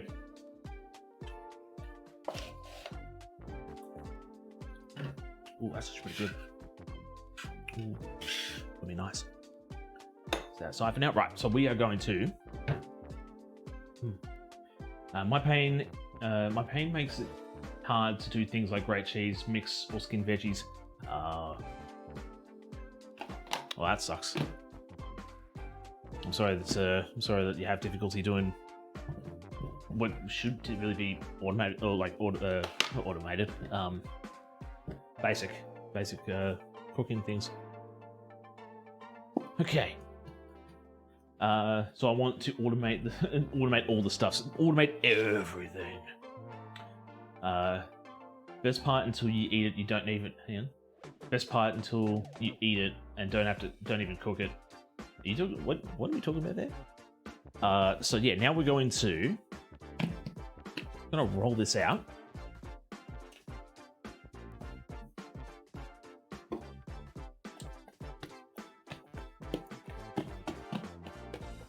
Roll it out and try and keep it elongated still. So what we're going to do is we're going to load this up for the cheese, for the chilies, the sweet chili sauce, and then we're going to roll it up. That's pretty much it. Yeah. I'm going to grab my chili sauce, my sweet chili sauce. Oh, do a big old sweet chili sauce. Now let's just be silly. Let's just be silly and just get on there. Just get on there. Oh, get on there. I'm gonna give this a cool shellacking. Look at that. Woo! Just like that. Cheese goes on next. So, what I wanted. Wait, do I have a square one? I had a square plastic one. Oh, never mind.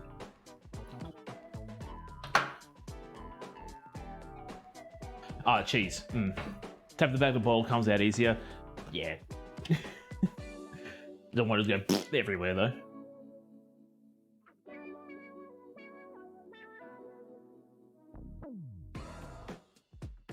So just give that a little bit of a...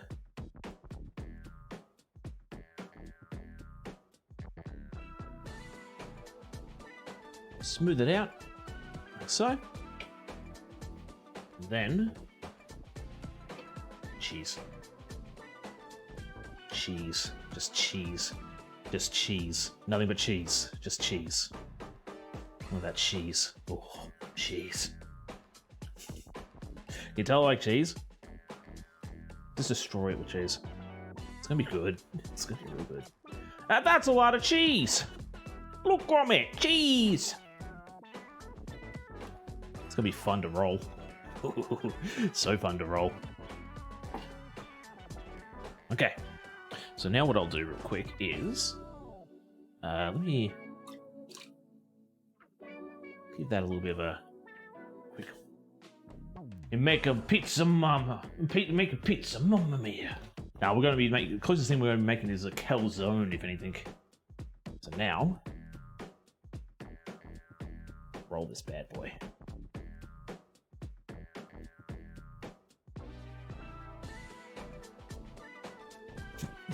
It's huge.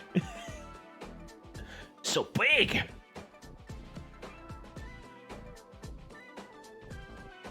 I need 2. Oh boy. I bought an extra, so I had 2 loaves.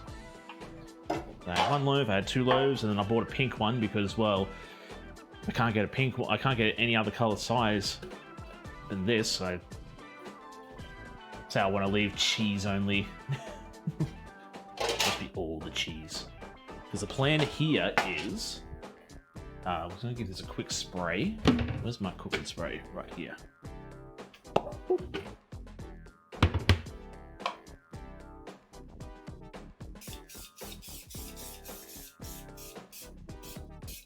For the life of me, I really don't want to, but I want to do it just in case. And then... give this a quick wash. I want to use this to cut it up.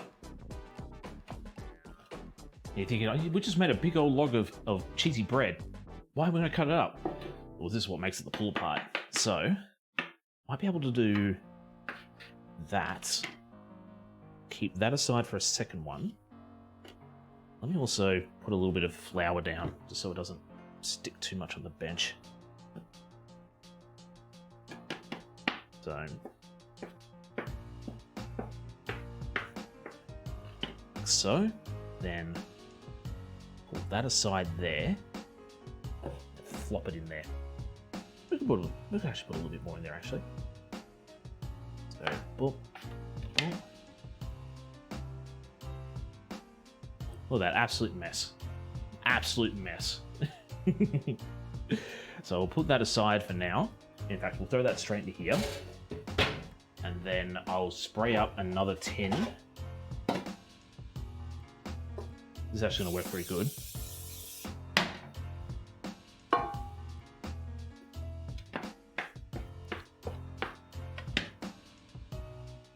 Why did I do it individually? That was silly. Like so. Sit that there, and we're going to let that sit and prove. The next one, I think we're just going to make a big old mess on the tray and have it like a... yeah. Something that's not a loaf per se, more an actual pull apart. But now I want to do that with multiple cheeses. Yes. Well, that's sort of what we're going to do in the end. I'm going to grab a... I'm going to grab some like mozzarella cheese and put it on top.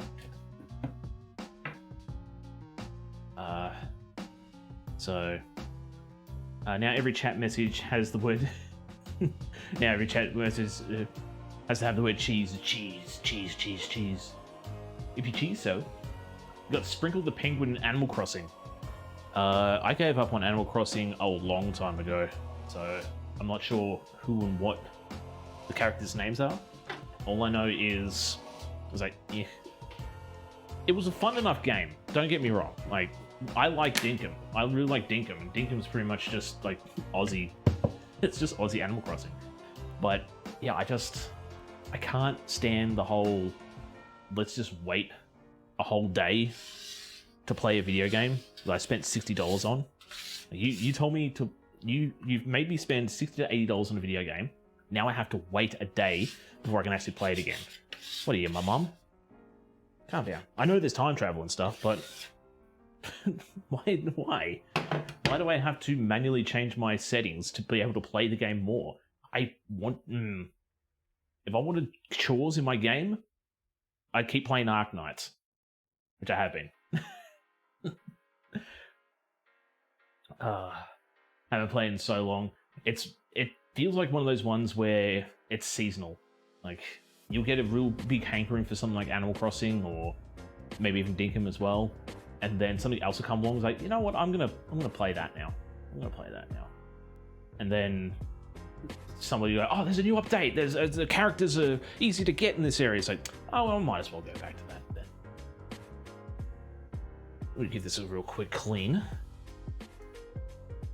Yeah, so we've got one more loaf to fix up. Now, what are we thinking for the next one? We're thinking just straight cheese, just make it a big old cheesy one, or we'll do like a cheesy garlic. Do a cheesy garlic style pull apart bread. I don't think I've got anything else I could do. I mean, I could do like a barbecue style one. I do have barbecue sauce. Oh, wait, no, I could do a pizza style. I do have pizza sauce. Oh, we've got the cheese and bacon as well, so we can do like a cheese bacon pizza. I'm letting myself time travel. I think you should. Like, having to wait for that long just for progression, I think it's silly. That's just me though. I did before and I got bored. That's exactly my thought. Like, I'd probably, like, if I had done more time traveling, I reckon I would have had a bit more fun with Animal Crossing. But no, I actually returned it. So I spent the money, played it for about a week, and either returned it or I used it to trade in for another game, because this was when Pandemic went crazy, and the store that I bought it from said, we can't actually take returns just yet. And it's like, but I don't want this game. I can't remember if they honored like the fact that you bought it, you couldn't return it, but you did want to return it. When we can do returns, you'll be allowed to return it, sort of thing. But yeah, I returned the game. Like, I didn't. I had fun-ish with it, but it just wasn't enough to sedate my slice of life sim, if you will. That's what Stardew's for. I had multiple people recommend the game. Otherwise, I would have never gave it a second thought.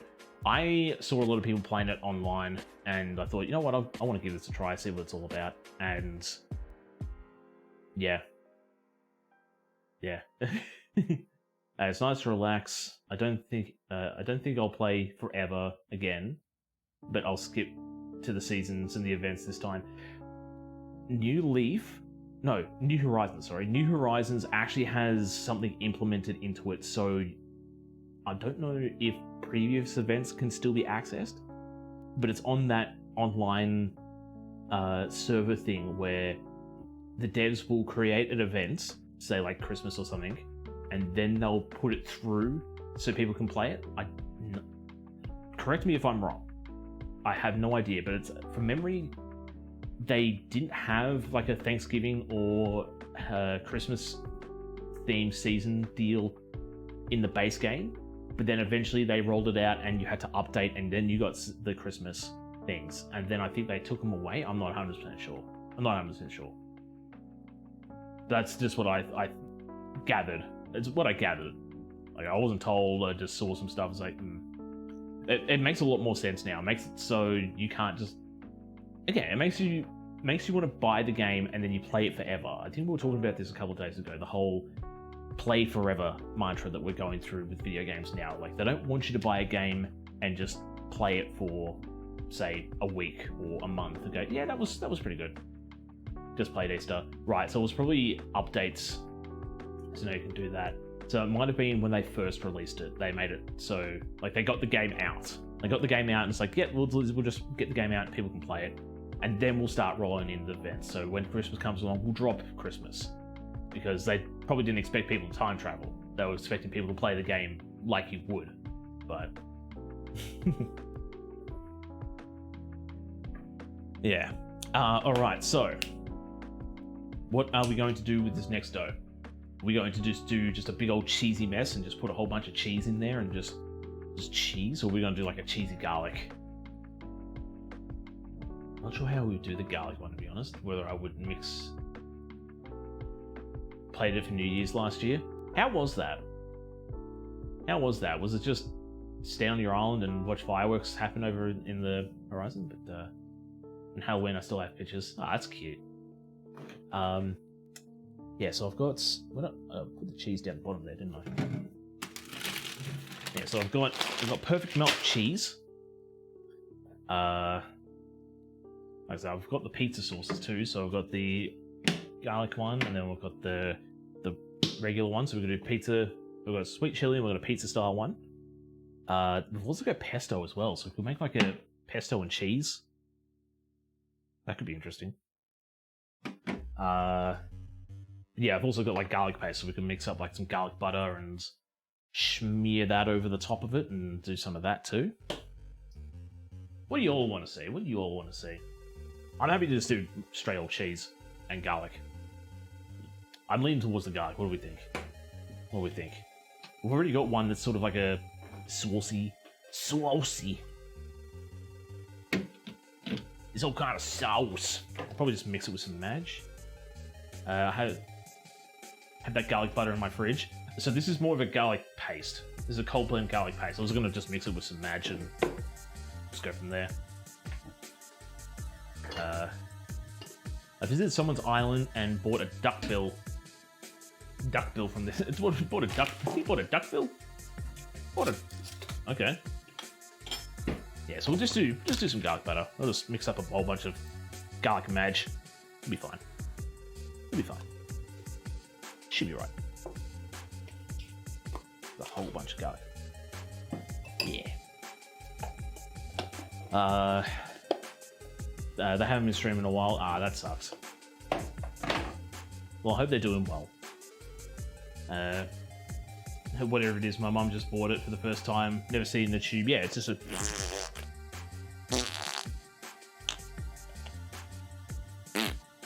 Lots of garlic.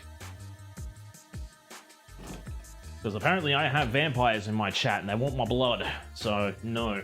Let's get all that garlic and... also gonna throw in... some herbs too. Gonna throw some herbs. Get a little bit of a... I haven't actually opened this. What the crud? Oh, it's gonna be one of these ones that's stuck to the top. Let's see if I can carefully... Oh, look at that. Perfect. Perfect. I took the paper off, but this... Made it home safe. Nice! Congratulations! Ember. Yes. Eternal Ember. Alright. A little bit of thyme. Not too much, because that actually smells very potent. Very strong. Very. We get some oregano. Yep. I actually have garlic salt too. We could sprinkle that over the top. Some parsley.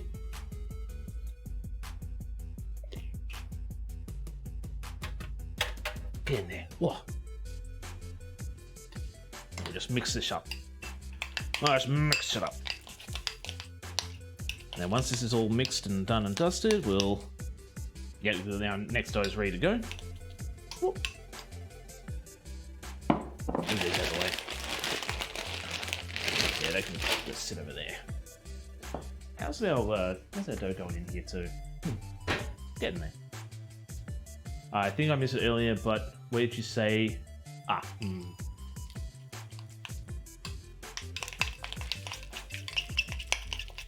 Mix.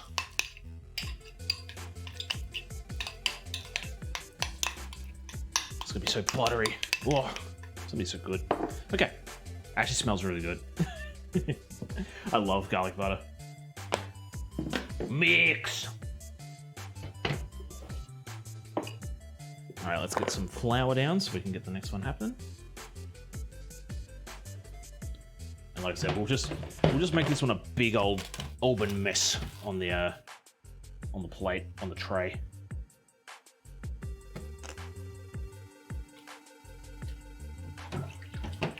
Big old mess. Big old mess. Moved to Nebraska. Forms have to happen. How soon, like how close? Oh, I'm standing on cheese. How soon are you planning on getting to Nebraska? Oh yeah. What's the time frame you have? Had a friend that moved to Nebraska recently. Ooh, is Nebraska any good? Or is Nebraska? I thought Nebraska was like considered a flyover state. But again, I could be wrong. I usually am wrong when it comes to stuff about America.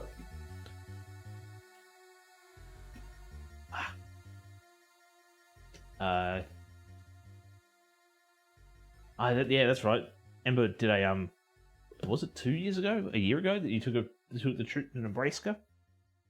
Did the big old 16-hour drive? Absolute mad lad. Says big Kogo gifts daily. Nice. He wanted to make it. Man, wanted to make it there before it starts snowing. That's a good call. That's definitely a good call. Alrighty.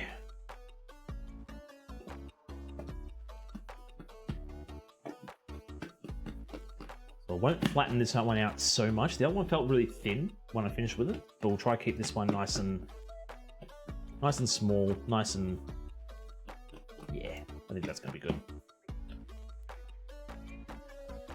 Too easy. And then what am I gonna smear? Well, we'll just smear it on with this. Just smear it on with the scraper again. Why not? I move probably next spring, not this one. Depends on the forms, money situations. Right, so over a year, because your spring is what?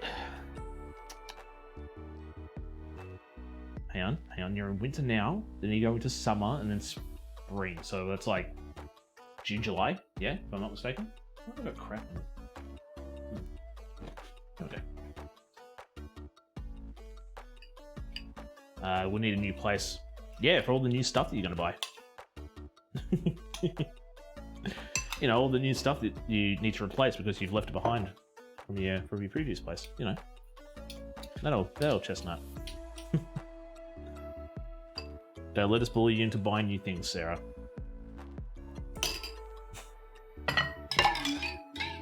Woo woo woo. Technically 2 years. Yeah, it's been a while.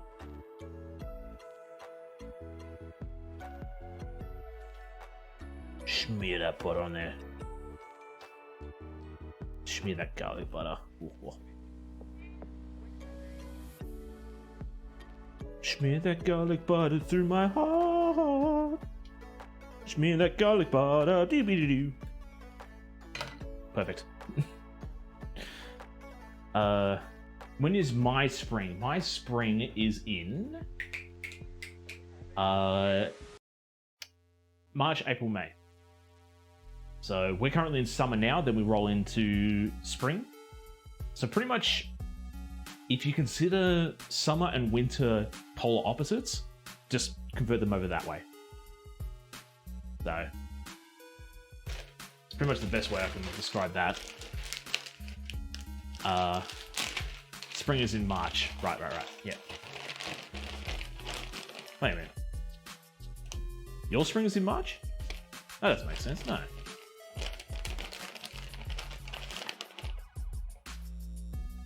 And when's my spring? Hang on. Oh no, my spring. No. I'm wrong. My spring is October, November, December. Like September, October, November. Pretty sure. Yeah. I'm wrong. I know. Spring equinox is March. Yeah. Yeah, because our your spring is our autumn, and your autumn is our spring. So whenever everyone does the whole, we're doing autumn style cooking for Halloween, it's like, yeah, it's spring for us. We can't get any of that autumn gear, so it's time for imports. It is what it is. Sound pretty sus right now. What? I'm wrong. I know I'm wrong. Look, it's been a weird week. Okay. Okay. Alright, so same as before. So a little bit of wetting on the thing here so it makes it stick. Australia isn't real. I saw a video about somebody, I think he was a Scotsman, and he was so adamant that Australia wasn't real, but he just hated Australians. Like his whole personality was just Australians are terrible people, and which is funny because he turns around and says if he were to ever meet Australian, he'd want to punch one in the liver because we drink that much that it would be a fatal blow. It's like, come on, you're Scottish, get out of here. Like, and of all the countries, like, yeah, Australia's up there for drinking, but I think Scotland is up there too. Scotland, Ireland, UK, those guys drink a fair bit. So, you think that, where do you think we get it from? Hey, we got it from the motherland. Jerk. Sarah, settle down. I know you want cheesy bread, but you don't need to explain your current situation for waiting for the cheesy bread. Calm. So, this one here is going to be... This one here, we're just going to do the same as what we did before, but we're not going to put it into a loaf. We're not going to actually make it into a loaf. It's just going to be just a big old pile of cheesy boulevard.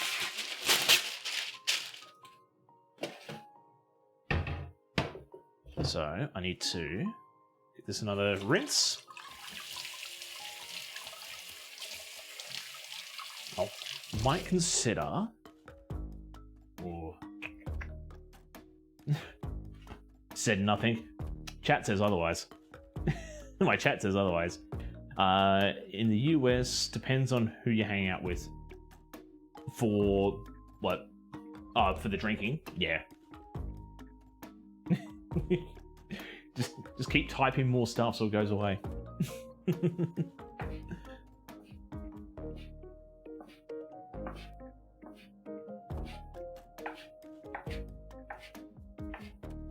Schwert?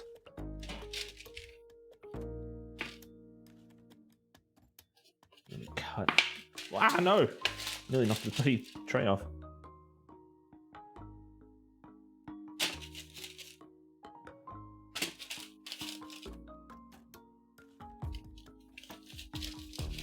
Sort of like that. Yeah. And then what I might consider doing is using this tea towel here. So we'll wet and soak this in hot water. How are these looking? They're getting there. They're slowly getting there. So what I'll consider doing is we'll do the hot tea towel. So I want to fire up the oven and get that ready to go. But I'll use the whole heat from the oven to continue the proving process.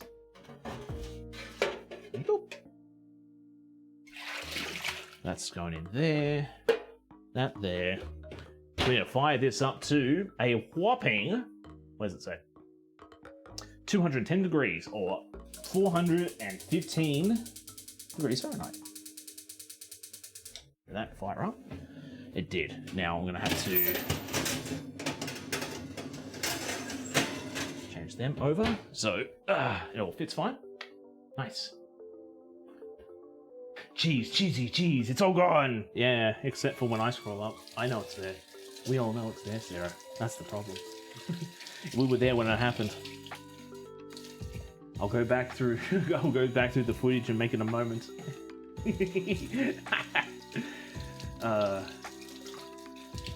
Why a false lash is so hard? Because they're fake. You should be able to grow your own. Oh, it sounds elitist, doesn't it? Okay, flop that over. We'll just get that going. We'll just get that going there. And I'll grab another tea towel over here. So now we're just going to have a little bit of a period where we're waiting for stuff to prove and all that stuff. So, yeah. Can't put them on. You have your own lashes, then why do you need fake ones? Is TC that insensitive male? It's like, I don't understand why you need this stuff. You look fine as you are. Why do you need to put fake stuff on your body? They make me feel pretty when they're big. You don't need the big lashes to look pretty. You look pretty always. Look pretty always. You don't need big lashes. I'm sure if you say the same thing to Proto, he'll say the same thing as well. I'm sure everybody else will say that as well. So my entire background is drinking, but I don't drink. You are the you're the exception to the rule, then, is what it is. Hispanic, college student, military, but I don't drink. That's good. It's good that you've stayed away from drinking with the pressures of heritage and the pressures of the situations that you're in.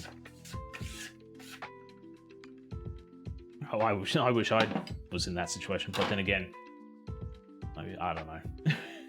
These days, I'm not too big and too keen on drinking, just because, well, I'm not having as much fun as I used to when I drank. But I still want to. Like, I still want to be like, eat garbage party, let's go drink. But yeah, it's just not something I can do anymore. Right? But in the day, I would drink a whole bunch and make an idiot of myself, and but unfortunately, I wouldn't change it for the world because I had a few good times doing that. So I have glasses, so fake lashes kind of just get smooshed. I actually didn't know that happened. How big are your lashes to have glasses smoosh them? Like, yeah, that's another comment may be made, but it could also sound like I'm being mean and calling you names, making fun of your appearance in a sense. But it's not about, but it's not about what we think. It's about how Ember feels. Wow, that is true. That is very true. If Ember feels pretty with the big lashes, who are we to say don't? But we should be here to reassure her that she doesn't need to go through such crazy lengths to make herself look prettier than what she already is. She looks plenty pretty enough. But that's just my silly old opinion. Why would you take mine? And they put them on me at Christmas, and I felt extra pretty. Okay. So who helped you during Christmas? Was it the in-laws, or? I think it's the shape of. That's what I was trying to get at, but I didn't want to sort of like, you've got a flat face. Like, that sounds mean, doesn't it? That sounds very mean. Look at the person who can't wear lashes with their glasses cause such a flat face. Praise the Ember, yes. Of course we think Ember is gorgeous, but if the big lashes make Ember feel more pretty, then yay. Oh, you did it through school. Ah, okay. Right, so professionals help you. Right. The feeling is definitely neutral. My face isn't even that flat. I don't know. I think it's the depth of the top of my nose bridge. Yeah, it's gonna be something. It's gonna be just one little thing that just makes your glasses. Well, look, I would say I have feelings when my face is uneven, if that makes sense. So I don't need to wear glasses. I've been told that I can wear glasses to help with my vision, but it's not bad enough to merit glasses. Because I've also been told if I start wearing glasses, and then I'll have to always wear glasses. But when I wear sunglasses, or I've also got a set of those, what do you call them? The blue light glasses. And I think it's my right side. The right side always feels closer to the lenses than my left side. So I think I've got like that right side of my face. The camera definitely hides it, but still. I'm like the only chick that has ever worn falsies, so they wanted to put. Okay, that's weird. Nobody else wanted to try the falsies, but okay. I want the real sparkly ones, the ones where you flood your eyes at Proto, you'll get the little sparkle trails, and he'll do whatever you say. Is that why you want the big lashes? So you can. trying to think of the word. It's not gaslighting. It's not bullying. There's a word for it. Manipulate. I think manipulate. You can manipulate Proto to do whatever your heart's desire. And it's just like, I can't argue about that. Why does it feel and smell like something is burning in there? Because it is. Maybe there's like a little bit of cheese or something down the bottom that's slowly getting cooked. I have glasses, but I'd rather not use them. Yeah, glasses, I've been told, are a bit of a pain. They're an absolute pain, and although people... I don't want to say kink over them, but there are a lot of people who's like, ooh, yeah, someone with glasses. I kind of like people with glasses. Like, they'll probably say, like, no, you don't want glasses, and I don't want them either. And contacts are a bit of a shame as well, or a bit of a pain as well. I've only ever put fault like the whiteout contacts in my eyes once, and that was a pain. That was really hard to do. Imagine doing that every day. I don't want to imagine that. That's dumb.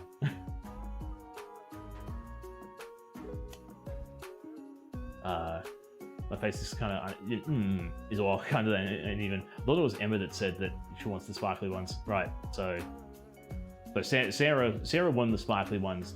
That makes more sense. So you can manipulate chat and manipulate everybody manipulate Minty as well. Minty, isn't it? Yeah. I feel weird without my glasses because I've had them since.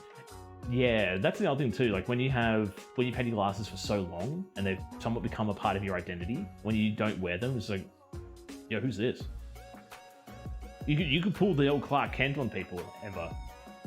Get some contacts one day, rock up to school, and they're like, who's this girl? Who's this hot mama? Whoa, man. Where's Ember? One day I'm gonna have to reach through the camera and grab me a slice. If you are able to do so, share your knowledge with the world, because it's going to be revolutionary, 100%.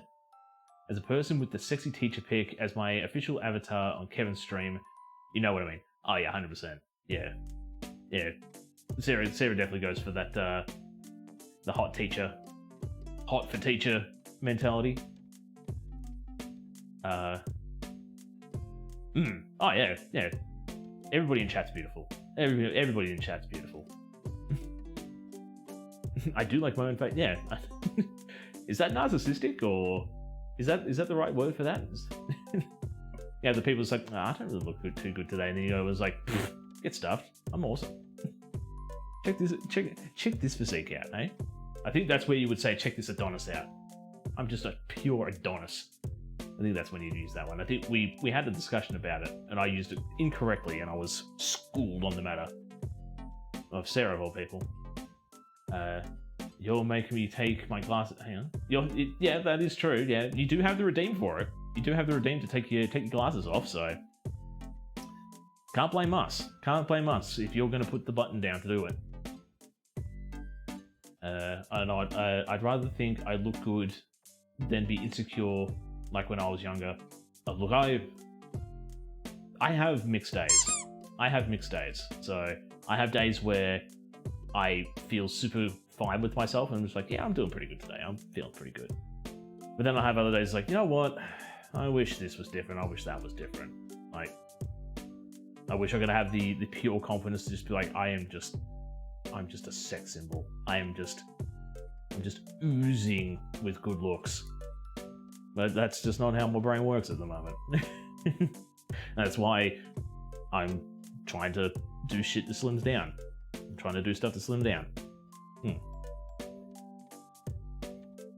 I think I've had glasses since kindergarten, but I've never used them as much as I do now, mostly when I drive. That's what I've been told too. So I've been told if I want to have glasses for driving that I can, but again, any form of time that I need glasses. My thing is, I have a little bit of trouble getting reading the street signs at a certain distance. So I think I'm nearsighted. So I'll need the glasses to see far-sighted, but it's just, I'm all fine with it. I'm definitely all fine with it, but it's just, when I'm coming up to a street, I don't want to have to slow down. It's like, is this the one? But it doesn't matter because I usually check on Google Maps where I'm going, and it says, "Oh, take a left down this street," and I've already known for say like a K, 2 kilometers away. It's like, yeah, I'm going to need to take a left soon. Where is it? It's going to be 2 intersections from me. I don't even know what the street name is. It's going to be that one. Still drive without them sometimes. Yeah, Mum's the same. Mum has those times. It's like, yeah, I should be wearing my glasses while I drive. It's like, we're going to have a scary drive home today. It's like, yeah, we're about 700 meters from home. I think we should be fine. But be careful, please. please be careful. Please be careful. Okay. I might do a little bit of cleanup at the moment as well. We've got some time to burn. We can make things a little bit easier for when stream finishes. Yes. My mum is blind in one eye, and she's the only driver in my household. That is, I want to say it's a scary thought. It's a very scary thought.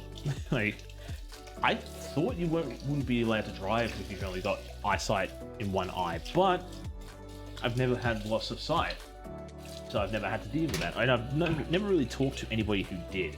And the people who said they had one eye, I didn't believe them anyway, because they talked a lot of nonsense and a lot of porcupines, if you will. I'll put them on. Nice! And we're getting all sexified. Is there a reason why you want to make yourself look a bit prettier, or is it just I want to just do this? You're gonna go out on you're going out to a party? You're gonna go visit some friends, some family? I mean, there's nothing wrong if it's just I'm just gonna sit down and have some fun at home, and I want to look pretty. But I know most of the time when people get themselves all tarted up, they have an event to go to. So just a wondering. At night is when I might encounter an issue. Yes. Mm-hmm. During the day, it's fine to not have to wear your glasses while driving, but nighttime.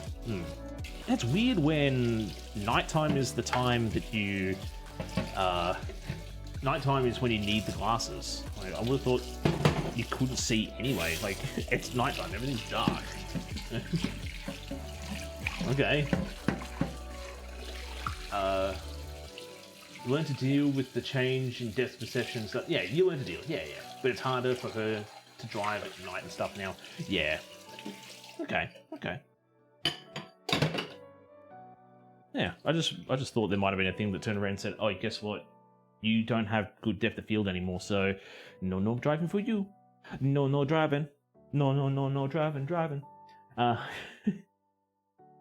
once forgot them at home and went to work and had to drive home at night on the freeway. Is there much traffic on the freeways at night? Because I know over here when we take the freeways or highways, after a certain time of the night, it's dead. Like, it's probably in your immediate area, say, I'm going to say like a 3K radius, there might be 15 people on the road, maybe. That's like 9 PM onwards, so. You should always wear your glasses if you have them on your license, because you can get in trouble. Yes, that is true. Yep, that is true. If it's on your license and it says you have to wear your glasses, by all means, you do have to wear them. Couldn't drive without mine if I wanted to. It just makes for a fun, scary experience, to be honest. But so talking about having to wear stuff while driving, there's a Australian comedian over here called Adam Hills. I'm not sure if people have heard of Adam Hills, but Adam Hills, one of the deals with Adam Hills is he is missing a foot. So I think it's his right foot. It's from halfway down his shin. He doesn't have a foot, and on his license it says he has to wear his prosthetic foot when he drives. Like, again, it's legalities. He has to wear his foot. And he was doing a stand-up bit, and he was telling everybody, he goes, "Yep, on my license it says I have to wear this foot." And he goes, "I was talking to some people at the pub, and one of them piped up and says, doesn't say where you have to wear it." And that one there is just like, that's hilarious. wear it in. And you got a point. Like it doesn't actually say on the license. Like you have to wear your, you don't have to wear your prosthetic foot on your leg. Gets pulled over. He's got the prosthetic foot hanging foot on. Yeah, it could just be wearing it on his head, and it's just like, I'm wearing my foot. Wearing my foot. Okay. Ooh. They've actually risen up nice. The problem now is the T-tail's gotten cold. Foot helmet, yeah. Football helmet? I'm actually thinking about throwing the sweet chili ones in now, just because if this dough is anything like any other white dough I've used, they usually kick in the oven. Now, I've mentioned it on stream before, but I'll mention it again. So, when you make dough and you have it all set, and you mix it, you let it set, you punch it down, you mold it, you let it set again, you let it rise. In some cases, there's an extra period of rapid growth before it finally bakes and all the yeast dies off. And this is what we call the kick. And white dough has a high tendency to kick a lot. So if you have a roll, say the size of your palm, sometimes it might go to, say, the first lot of knuckles on your hand. So it will puff up a little bit more before it actually finishes baking. And it's obviously something you need to look out for when you're training them up too, because if you put them in a certain point and go, yeah, this should be all right, they might kick a bit further and start touching each other. So, gotta wear your helmet when you drive for safety. When you dive. Sorry, when you dive. You dive! And I'm actually going to hit this with some more hot water. That other one actually puffed up a little bit too. So hit this with some more hot water. And I might cover the other pull part. I'll try and get these two baked off first. Oh, I might actually let them sit a little bit longer. That should be.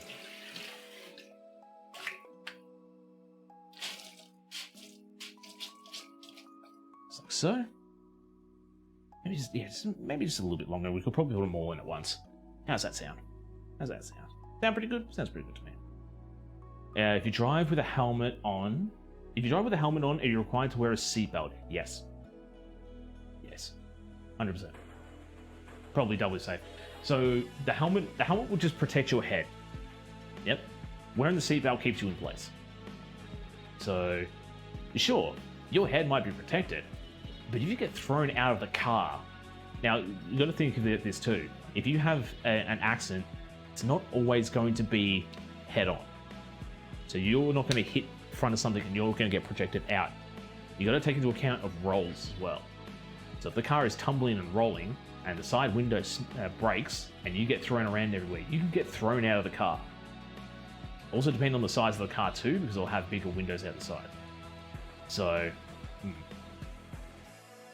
Jeffrey, I want the cheesy bread. Well, we've got to be patient.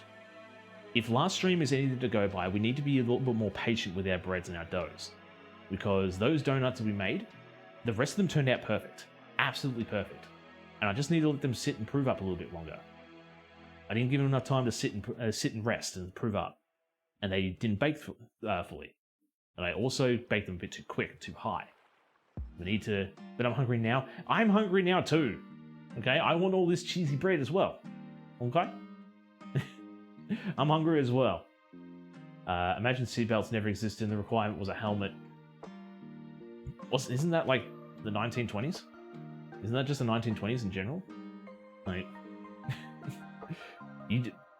what is it? So, the old Volkswagen Beetle, I think that's a 1940s car though. So the Volkswagen Beetle, quite certain it doesn't have rear seatbelts. So you actually have to, no. It does have seatbelts, but they're lap belts, or it's one of those things. Like, there's a certain period of time when cars didn't actually have seatbelts for the rear passengers, and then you would have to get a kit to put seatbelts in there, and they'd usually just be strap belts, which is mind-baffling to think these days. Like, just a little belt that goes across your lap, and that's gonna hold you in place. Again, if you have a head-on collision, or you roll your car, or multiply roll your car, like, that's just... We've come a long way from safety in cars. For the better. It's a pain in the butt to have to wear your seatbelt, but if it's second nature when you first start driving, it's not that big a deal. It's really not that big a deal. First thing I do in the car, bam, seatbelt. And I've never actually been sort of peer pressured or belittled because, you know, oh, you put your seatbelt on. Because it's just common knowledge these days. Like, I don't know what it would have been back in like the early 90s and the 80s. You know, seatbelts are in cars, but you don't actually need to wear seatbelts. Like, it's not fully required by law. And they're having, you know, oh, you put your seatbelt on, what are you, a safety nerd? Oh, safety nerd. I'm used to wearing seatbelts when I get, yeah, as soon as you get in, first thing, seatbelt. Second thing, turn the car on. I'm rarely the passenger when I drive these days, so. But even as I'm a passenger, as soon as you get in, whoop, bam, seatbelt done. And having sensors in seats these days that actually warns the driver when somebody's seatbelt is off, not only just for the passenger, but for every seat now, it's actually pretty good because you'll have that one little annoying kid in the back. It's like, I don't want to wear a seatbelt, it feels awkward and stupid. And then they'll take their seatbelt off and the car will just scream. The car will just scream at everybody, just put your seatbelt on. Not actually scream, but like chime for a very long time, very annoyingly. I do the order of that to give my engine a bit of time to warm up whilst I put my seatbelt on. That's a good regime to have. I would say it really depends on the car you have. Like, more modern cars these days, I don't think it's too necessary to have the engine warm up too much. But it's still not bad. It's still not a bad thing to do. Like, I'll start my car cold and run that just because it's not that I don't leave myself enough time to get to work or where I need to go. It's just I don't like to sit around. But for older cars, yeah, 100%. You need to fire that thing up and let that warm up before you start going. Because the other thing too is, depending on where you are, what car you have, like if you're in gridlock traffic, the cars have auto stop. So they'll stop the engine will stop for you automatically just to preserve petrol and save energy and stuff. And the engine's going to cool down when it's not running, so but still. People just sitting there at home. Yeah, people just sitting there, the seatbelt goes, the noise goes off. Let me tell you about my car. So my car has a sensor in the passenger seat. And milk and soft drink and cans of Coke and alcoholic beverages will set it off. So you got to be careful of what you put on there at a certain point. Like, you got to angle it in such a way that doesn't actually push the sensor on the seat. Because if it pushes the sensor on the seat, yeah, it tells me to buckle in my buddy 33-inch TV that I'm carting somewhere or whatever. I'm sure Danny wears a seatbelt. Happened once with my sister not wearing a seat in the back. Yeah. Then why is the car making such noise? Why is it making such a racket? It's like, put your seatbelt on. I only give it like 20 seconds to say, yeah, TV gotta be safe. Yeah, you gotta buckle in that PlayStation. As soon as you finally get your hands on the PlayStation 5, you need to buckle that thing up. Because if you have an accident, that PlayStation 5 is gonna hit the dashboard and just destroy it. Dad got pulled over. What? What did he do? Was he speeding? Or was it just a routine check? Okay. Oh, yep. Oh, yep. I'm going to actually put them both in. So, here's the plan. Here's what we're going to do. So, here are our loaves. They've actually puffed up and proved up really nicely. I have a good feeling that these are going to kick a little bit more, but I'm gonna put more cheese on there. My sister didn't have a seatbelt on years ago, so that's the other thing too. So if you don't have, like, if you're the driver and your passengers don't have the seatbelts, the driver gets booked. So I think I had that as well. Like, I had some of my passengers, I'm not, like, they wouldn't put their seatbelts on. I said, put your seatbelt on. It's like, oh, why? It's like, I get booked. Okay, put your seatbelt on. So I'm gonna put this on the bottom layer. So that on the bottom layer, we're gonna close that up. So this one here didn't actually, I was hoping for this to sort of still be, I still could actually. Still could give it a little bit of a chop and spread. Rule of my car is that you wear your seatbelt or you can walk. Yep. Yep, it's a good rule. It's definitely a good rule. Just get out and walk, walk away. No, you just tell them. You just tell them they're walking. If they're not going to wear their seatbelts, they're walking. Okay, that's actually a little bit too soft to do that. So I'm just going to hope for the best. I'm going to put some cheese on that. We're going to hope for the best.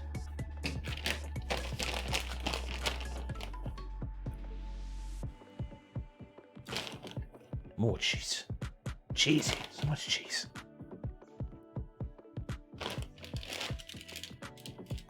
It's a big one. We're going to have to do that. Okay. That goes up the top. Alrighty. How long do we need to put this in for? Titch. Titch? Titch already activated. He is. Surprising. Start a 30-minute timer. Okay, starting 30-minute timer. Thanks, Titch. Thanks, Titch. No worries. There we go. Have to be quick. Have to be quick with what I say. Can't linger on my words, or else you won't understand what I'm saying. Very precise he is. He's a very precise boy. So I was years ago. Right. Trying to get used to not trying to get used to not eating too often when I'm at work. I'm sort of trying that myself too. So we have we have a big box of Cadbury chocolate chips that we use for various products. The various products we don't really use much anymore, or we don't really make that much anymore. But we've got a big box of chocolate chips, Cadbury chocolate chips, the good stuff. This isn't like your cheapy knockoff chocolate chips. No, this is the good stuff. And I would find myself pinching 2 to 3 handfuls a day, just because I'm a little bit peckish, I'm a little bit hungry, and I need a little bit of something. And it's not a good habit to get into. It's definitely not a good habit to get into. Like,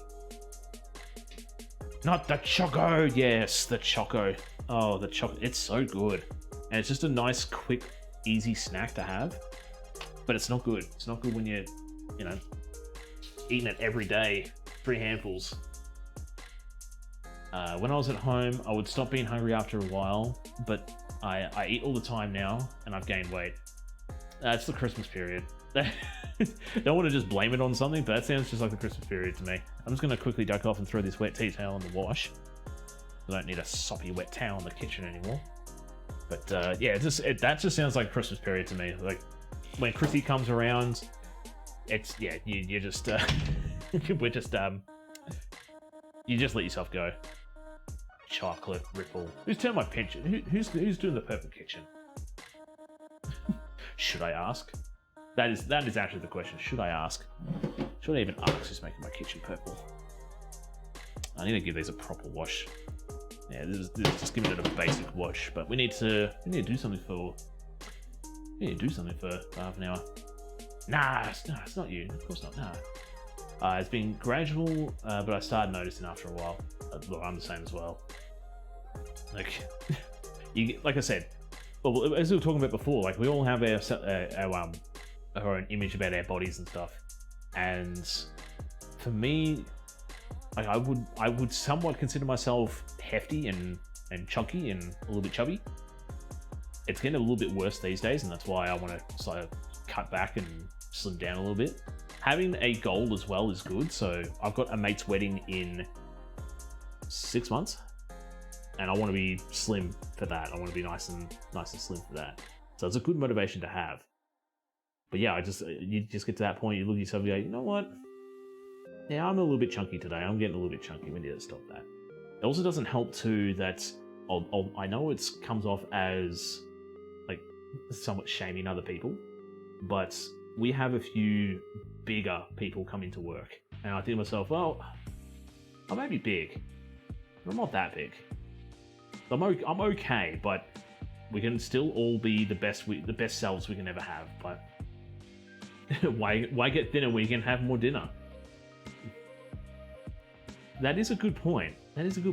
But if I was thinner, Just imagine how easy it's going to be to thirst trap on TikTok.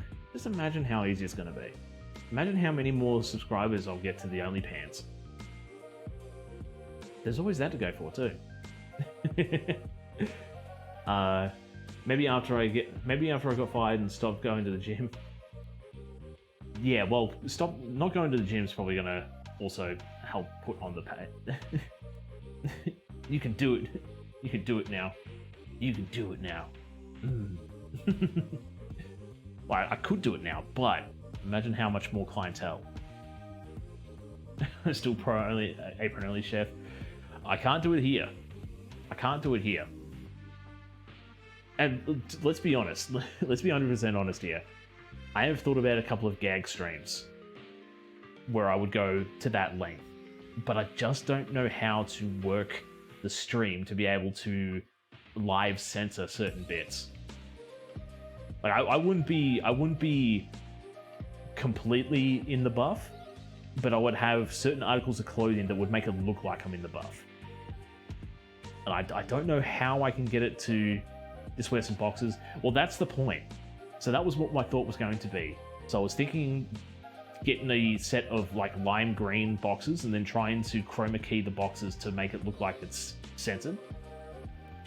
Skin colored ones would probably get me banned. If I were to just do straight skin colored ones, somebody was just like, I could see his butt! And then straight away I'd get a big old banned stamp on my channel. Discord stream. Well, there is that too, but I would feel if I do the Discord stream, it'd have to be paid. Like, I ain't doing it for free. But if I can get it to work as a gag, yeah, we could probably do that one there. But if people want to see my butt, you're gonna have to pay for that. You're gonna have to pay, and it's gonna be a hefty premium as well. Sarah, do you just want me to do an OnlyFans? Is that what you're trying to get at? Do you want to see the massive Yakuza tattoo I have on my back? Is that really what you're trying to get at? Only chef. OnlyPans isn't cheap. OnlyPans is not cheap. 100%. Only chef. It sounds like I'm the main character of bloody Doki Doki Literature Club there. Only chef. It's only chef. It's always and never will be only chef. I wonder if there is a website that's only chefs, and it's just like, hey, we could be a pioneer. We could move the food and drink section of Twitch to a dedicated server that's called Only Chefs. Look, I really want a sexy apron calendar, and that's why I want to get slim. That's why I want to get slim, and I want to be in a right frame of mind, because if I wanted to do that for like charity, like I'd want to make it like I'd want to turn around and go, damn, man, I look pretty good in these. Dad bod, no. I want that firefighter bod. I want, if I were to ever do a sexy calendar, I would want my calendar to rival the firefighters with the puppies. Okay? I don't want to be, oh, these guys, been doing it for so long now. I want to just get on the scene, just like, bam, check it. This is my deal, and have all the cougars just buy them. Not sure if you popped by today as well, but how are you doing today? I hope you're doing well. The only rule about OnlyPans is you don't talk about OnlyPans. Exactly. So, Tells, you broke the first rule. The third rule is there are no rules. But there's a bod. Look, there is a bod for everybody. Yeah.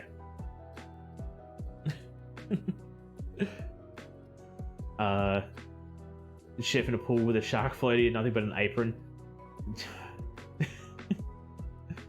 Well, I mean, there is that too. Like, if I'm not willing to do it, there's probably some people you could commission. But Sarah can. That's the thing, Amber. Sarah can. I feel like this is a question for another time. Do it. Tess, you've come back at a really awkward time. It's in the oven. I don't actually have an oven camera anymore. Oh, sorry, Tess. We're only talking. Oh, hi, Titch. Yeah, they're trying to coax me into doing a sexy calendar sheet or spread. Awkward all around. Then, yes, awkward all around.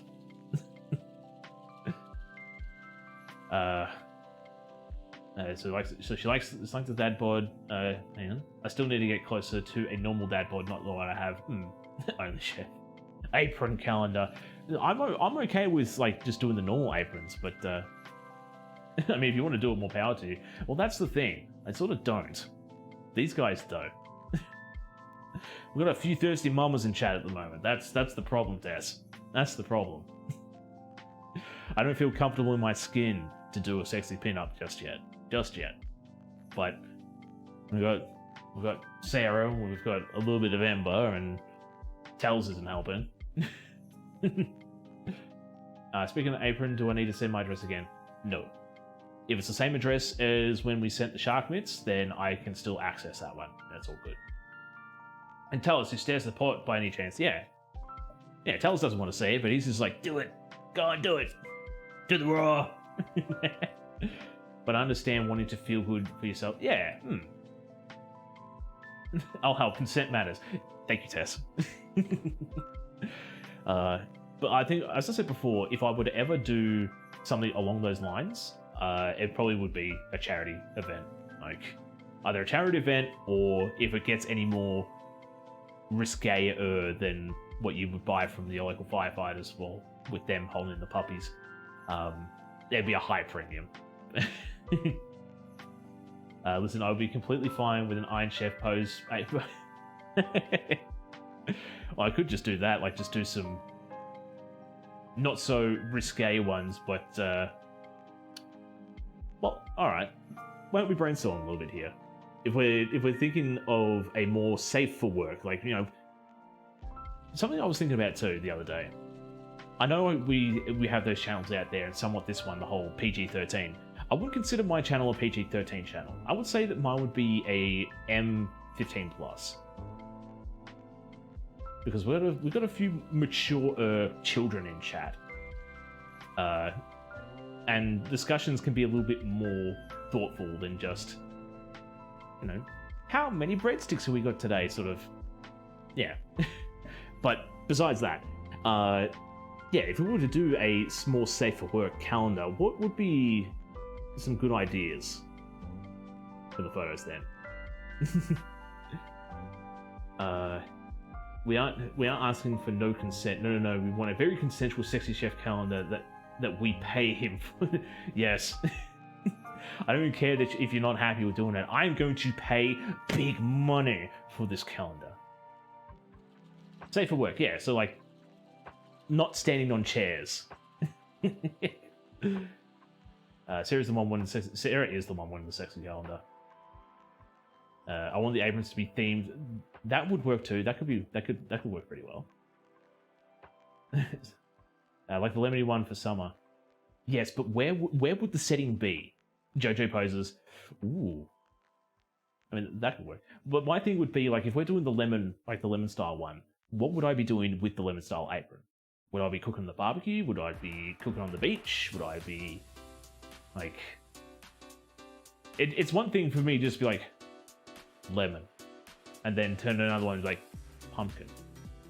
Like, what would I be doing in said photos to merit different things?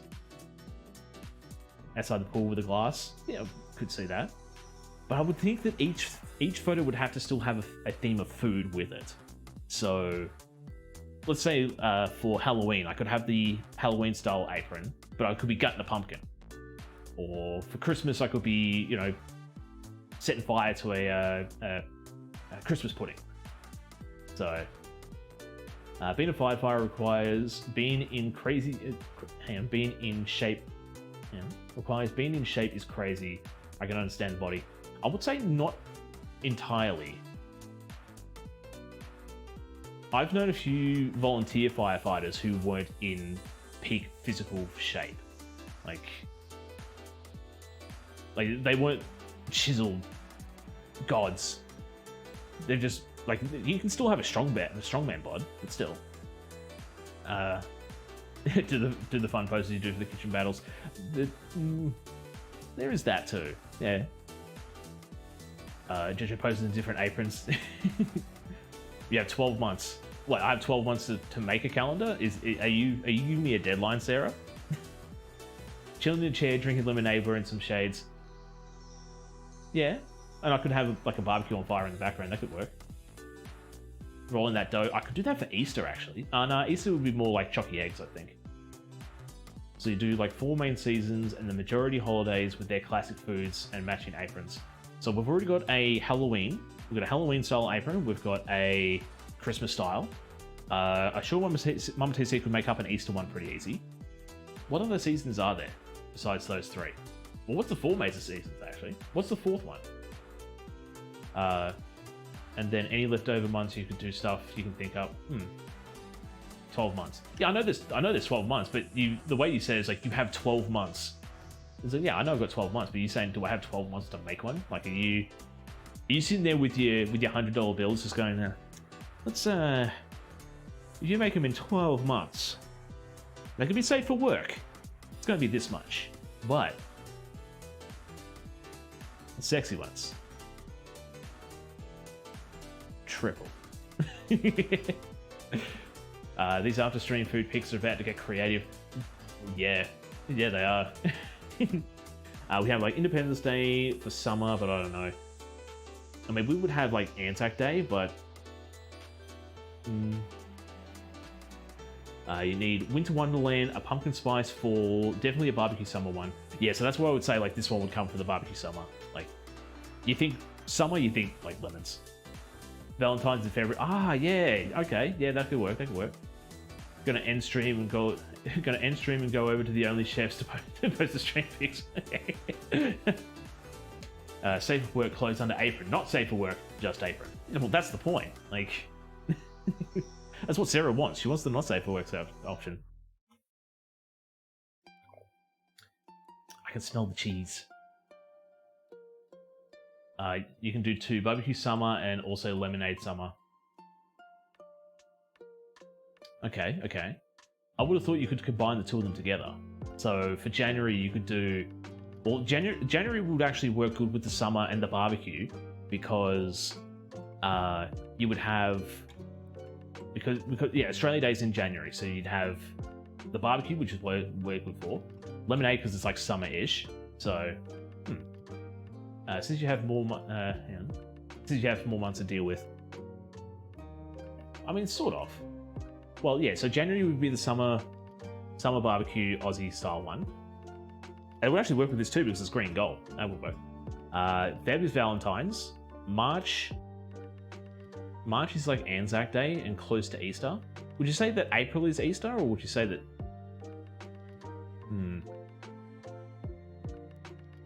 And then June, July and stuff, you could do like winterish style foods. Because obviously during December would be like your Christmas Wonderland or your Christmas themed stuff. Oh, St. Paddy's Day! Yes, okay, yeah. And I think we could get it at an easy St. Paddy's style, yeah, that could work. Why aren't I writing this down? I need my, I'm not gonna write on the bluey. No, I'm not gonna write on bluey.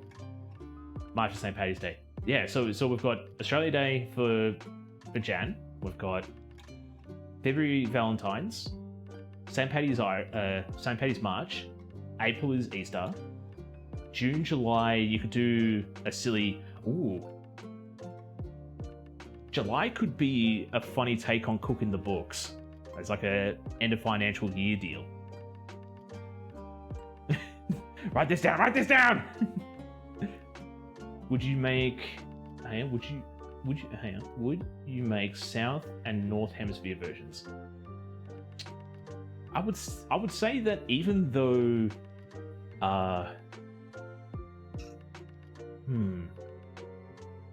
well, if we do South and North Hemisphere versions, what would you replace January with then? Because Australia doesn't have snow, we'd have to change that out for a snow one. Because I would still do like a snow-ish style one for December, regardless. Like we'll make fake snow over here because because it's Christmas. What's for May? That is a good question. May is fall for him, so pumpkin spice. So that one I would consider doing more like the winter style one. So we could just have like a nice, like, make it look like there's rain outside or something, and pumpkin soup or something. Yeah, it'd be absolutely crazy. It's like, it's summertime. It could be a good marketing thing too. So, you know, we've got the TC calendar up on the wall here. It's currently absolutely hot in summer, but this boy here is chilling in a winter wonderland, in a wet, soppy wonderland over here. It's starting to make me feel colder. Just switch the pics around. I mean, that is true. That is true. That would be the cheap way of getting out of it, to be honest. But you could do that. Like, we could have a northern hemisphere and a southern hemisphere style one. Couple of leaves and a scarf, yeah, and we'll have like a festive style apron as well. Well, obviously we can't make it now because the year's already started, but we could think about trying to make one for next year. There's always that. And who knows? By the time May comes around, I might be fit as a fiddle, and I might be keen. I might be keen to satiate Sarah's thirst. You got to pretend snow, green screen it. Well, if it's true, we've got the green screen.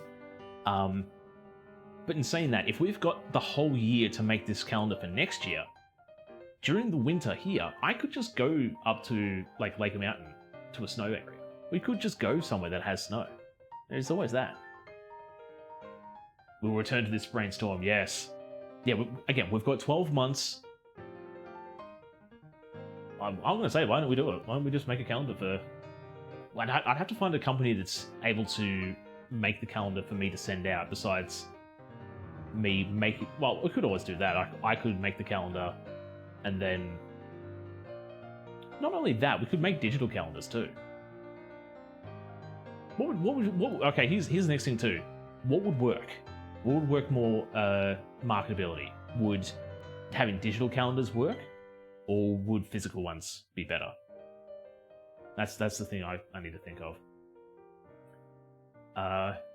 Ski Lodge, yeah. I'll take Animal Crossing pictures for each month to add for Inspiro. That could help. That could definitely help. Do anybody use digital calendars? That's another good question too. Print your own calendar would be cheaper for everyone. But that's the thing. Would it though? Would it be cheaper to print the calendar, or would it be cheaper to make a PDF file for people to have on their computer or to have digitally somewhere? I don't know how digital calendars work, to be honest. I'm old. I'm very old. It's like, there's a digital calendar. It's on your computer. But I'm not sure how it would. Yeah. You should offer digital and then sell physical on demand for more. Who owns... That is a very good question, Taz. Who owns printers these days? The answer is me. But it hasn't worked in a while. Mama TC owns a printer as well. She actually printed a really nice photo of my niece, which I have down the study, which I'm not going to show because of privacy reasons. But the printer that she got works really well. My printer I was using for printing recipes. If I had money, I'd get a printer. So I would say if you had money for ink, that would be my rebuttal to that statement. Printers are cheap. I could go to, say, like Officeworks or to a computer store and buy a printer for like $80, maybe even $50. It's the ink that really slugs you. I can't remember where I read it and how long ago I read it, but there was a comparison study a while ago that said that printer cartridge ink was more per liter. Like, it costs more per liter than blood. And that's when you know you failed as a society. When you're charging more for ink than for something that keeps people alive. Exactly, ink. Ink is definitely more expensive. But I don't use digital calendars. I'm a bit older too. I prefer... Look, honestly, I think that physical ones would be more sort of appealing because you can actually write on it yourself and do whatever. Hell, you could put a silly little mustache on me if you want. If we go down that way. There's a luxury stats right there. Yeah. But that's the thing too, if you don't need a printer for anything, like if you're not printing out pages for documents or printing out recipes to use in the kitchen or just using it in general, then you don't really need a printer. Like, bill statements can stay on your emails or stay on your phone or stay on your computer. You don't need to print the statements out. And any other documents, like you don't need to print them out. And if you do need to print them out, hey, let's go to the library. There's always that. So yours is about $30. Yeah, there we go. She's out of ink and it's hell expensive. Yep, just the ink. The device itself, it's actually cheaper to buy the printer with the ink in it than throw the printer out when the ink finishes and buy a new one than it is to just buy new ink. That's how dumb it is. If you made a physical one, I would buy it. Not for. Yeah, I know you would. I know. You're the one who wants it the most.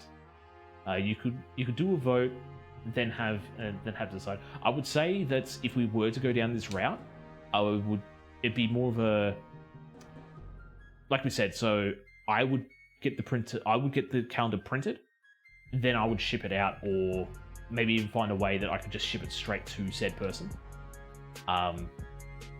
But I wouldn't just print a whole bunch and then just go, I got 50 calendars. Let's sell 50 calendars.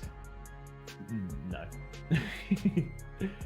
Well, you've inspired me. I'm making up a loaf of bread this evening. Nice. You're just going to do just a classic white loaf? You're going to do a multigrain, a wholemeal, a sourdough. The sourdough is probably going to take a little bit longer than an evening, but you're just going to stay simple, or you're going to go extravagant?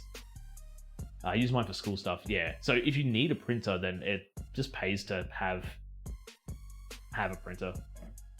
My mom has a printer. My dad owns a printer. My dad owns a shovel. Disposable society is its finest in printers, yes. The amount of printers that you see on hard rubbish every year, it's astounding. It's absolutely astounding. It'd be great to know if you could use the innards for something else. Like when people make supercomputers out of PS4s or PlayStation 2s, just stuff like that. What can we use printer computer chips for that's better than just scrap? I think the calendar would be a fantastic piece of wall decor. Well, thank you. I put it in my stream background. People was like, what's that calendar? And it's like, it's a sexy chef. I'm like, no, shout out straight. I've got a fast oatmeal loaf recipe that I usually go to. Ooh, that actually sounds really good. Oatmeal loaf. I do like a good grain loaf these days. I used to do longer time frame doughs, but I have no mixer at home, so it's harder to do. Yep. Mixing it by hand, yeah. I've never really tried dabbling into sourdough. I've heard a lot of people, they get starters from somebody and they die straight away, and I feel that would happen to me. Like, I know how to keep it and how to maintain the dough, but on top of that too, you have to feed the dough, and then if you feed it too much, it gets too big. It literally is the blob. Like, we had a sourdough starter at my place of work when I did my apprenticeship. He was nicknamed Stinky because he was a stinky pile of dough. But yeah, you'd have to feed him every day. You'd have to feed him flour every day. And then we'd have to use the sourdough in it, like the mix, to make a sourdough loaf with it. So yeah, if you didn't keep on top of it, then he'd just get too big and it's like, oh, we're going to have to make a lot of sourdough today. I thought about sourdough and I'm into fermenting, but I don't like the taste of sourdough bread. That's a big move right there. Sourdough is... I feel like sourdough is a very acquired taste. Like, I don't mind sourdough. Like, I'll have sourdough if it's presented to me, but yeah, it's not my go-to. It's not one that I'll go, no, I'm hungry for sourdough. It's just, there's something weird about it. Weird about that sour taste. That, I don't want to say it's an off taste, but yeah, there's just that little funny taste in there. It's like, oh no. I'm surprised to hear that you guys in the States have sweet bread. Like your white loaves will be sweet to taste, whereas we've got crystal doughs over here, which are made to be sweet, and then we've got our basic savory style ones. So that's one that baffles me and spins me out, and I'd love to try it. My mum has told me that if it's not an old ferment, it tastes less sour. So if it's not an old ferment, it tastes less sour. That makes sense. Like if it's been around for a while, it's fully developed a taste. It's developed a it's even more sour than before. But if you've made it like a fresh batch, yeah, it's gonna be less sour on that. I like molasses bread. Ooh. That'd be so sweet.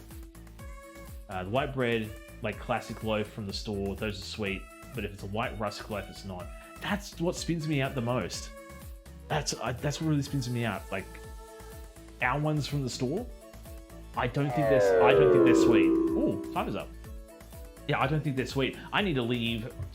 When I say leave stream, I need to go down to the study because somebody wanted shark hands yesterday, and I need to go. Oh, it was actually earlier in the week, but still, somebody wanted shark hands, and I left my shark hands or my mitts in the study. Why have shark mitts in the study? Because it's funny. I only know bread.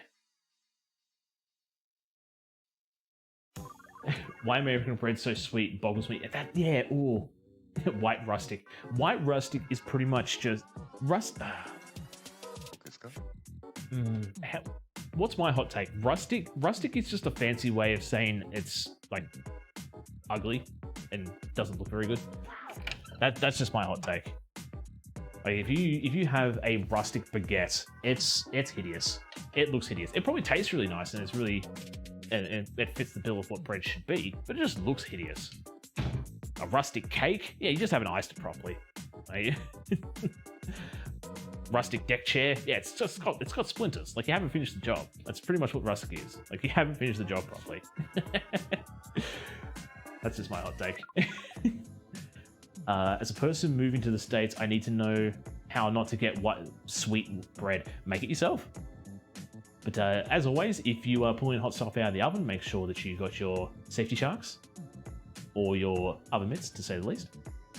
I recommend getting nut loaves or bread with more whole grains. They'll be less sweet. The big brands usually are the sweet ones. Okay. So.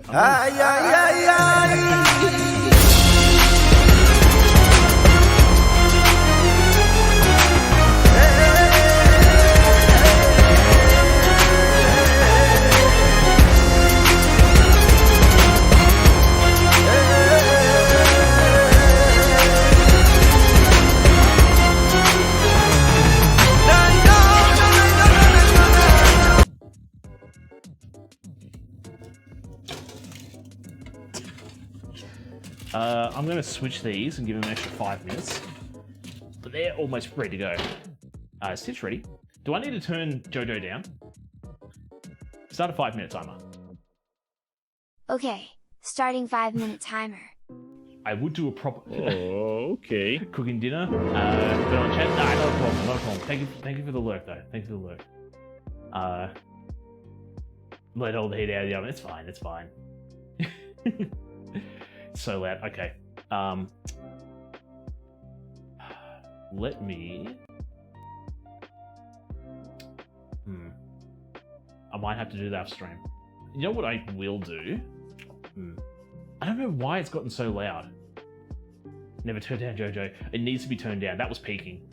That was peaking. I need to go through all my sound. For some reason, they've all gotten louder. Like I swear I set them to a certain point where they wouldn't be too loud, but maybe some settings got reset. So I'm terribly sorry about that. Okay, I'm gonna mic drop and get back to work. Just like yeah, hang on. I feel like I'm gonna break it if I do that. I don't have anything I can actually mic drop. It's like yeah, Jojo, bam. Catch you later. I'm not quick enough to get it. if I had a benchtop that I didn't care about, I would have thrown the loaf on there and shown off there.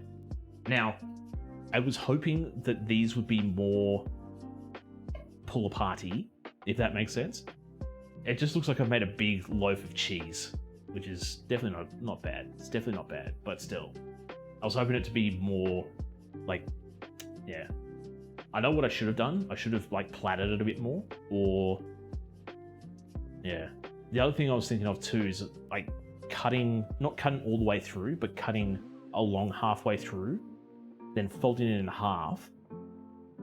But I still feel like I would have got the same deal there. I feel like I would have got the same deal there. I'll just give it an extra 5 minutes, and then we should be able to possibly knock out the... Let me get my wires ready. I know I pulled all of them out, but I only need 2. But, yeah. Should be able to knock out the other ones, but I'll have to be very careful with it, because they're still cheesy. So cheesy. It's gonna be good. It's gonna be real good. Bread soon, bread soon! Yes, the bread's gonna happen soon. Honestly, I'm looking more forward to the pecorino chili cheese loaves than the garlic one. The garlic one is just gonna be a big old mess. It's gonna be amazing and fantastic, but it's just gonna be a big old mess. The other one's gonna look really good. So the chili loaves are gonna look really nice. Not only that, I probably could have put... The other hot take too is I probably could have put all the dough into one loaf instead of making 2. But that's just my thought though. Yeah. But we're gonna get there soon. We're gonna get there soon. As soon as this timer finishes up, then I'll knock them out. So the bread's gonna be fine. It's just making sure that it's semi-evenly cooked. I know MT let a lot of heat out of the oven with his me needing to pose, but it'll be fine. It'll be fine. It's fan forced. All good. Should be fine. Should be fine. But yeah. We were talking about the calendars and stuff, but I think that sort of... Oh, we're talking about the types of bread as well. But I was somewhat going to sidetrack into like has anybody got anything exciting planned for this weekend? Because I know there's a Splatfest and a Pokemon Community Day happening tomorrow, which I'm gonna have to try make both. Got to message some people as well, because I might be guest starring on somebody else's stream tomorrow if they're willing to have me, if they're going to stream tomorrow. So because it's coming. It's, I don't want to say it's like a tradition in a sense, but whenever a Splatfest happens, Danny Mizu of Danny Mizu fame usually streams Splatfest herself, and for the last 2 Splatfests, I've joined her on stream as well. So we could possibly be doing another stream again. I've also talked to her about some other stuff that we could be doing in the future as well that's going to be cooking related, so that's going to be one to look out for as well.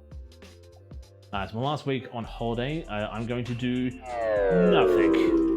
nothing, and the timer is up. Okay, so what I want to do here is I want to grab my chopping board so we can put the plates on the chopping board. Grab my safety sharks. I'm going to start with the big loaf. I'm going to start with the big cheesy garlic. Yeah, papa. That just turned... Titch? Zoom in. Zooming in. So that pretty much just turned into a big old loaf of bread. Like I said, I was hoping it to be more of like a, you can pull this apart and all that kind of stuff, but it just, yeah. Oh, they didn't give me that yet. So this is cheesy garlic butter. Yeah. That is beautiful. That is beautiful. And then, hopefully I can knock the next one out safely. So I'm going to take this away.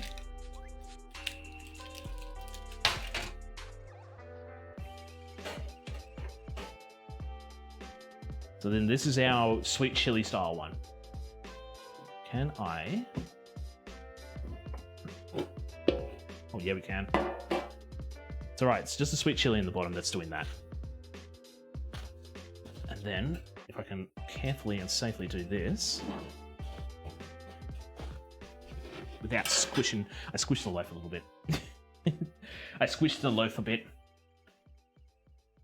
And I left that on the table too.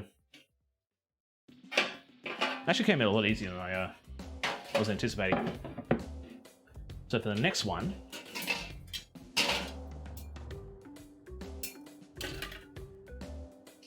yep.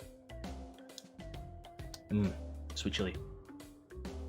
So what I want to do here is do that. Grab my oven mitts again. Yeah. Titch. Titch. Zoom out. Zooming out.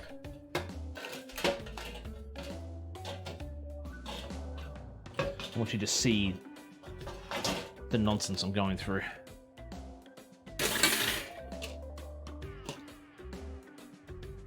Did this one want to? No, this one actually got stuck a little bit. Hold it 10. He's Wade. Settle down. Settle down, Sarah. I think it's more the sweet chili that's sticking to the sides. The dicks. All that grease from the cheese, yeah, it's gonna be good. Why are you sticking now? The question is, where are you sticking? Is it over here? I think it's over here. Yeah. This is what happens. I can hear some places that it's sticking.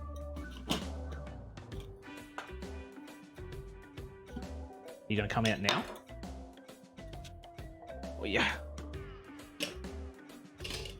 Why aren't you coming out now? There's the question. There's $1 million question. I did spray this. Bet you anything it's right on the bottom too. Actually, you want to knock the bread out when it comes out of the oven. If you don't, it gets sweaty. We don't want no sweaty Betty bread. You gonna come out now? Sort of. Yeah, it's on the bottom. It's on the bottom. Let's see if we can do. There we go. Then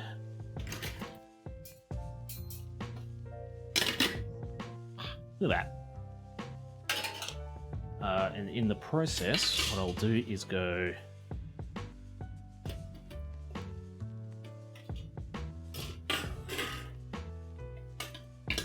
Nope, there we go. That can go there. Then the big loaf. Slide the big loaf out on here.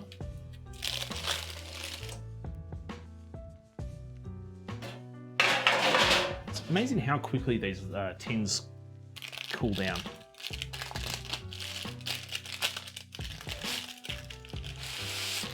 Done.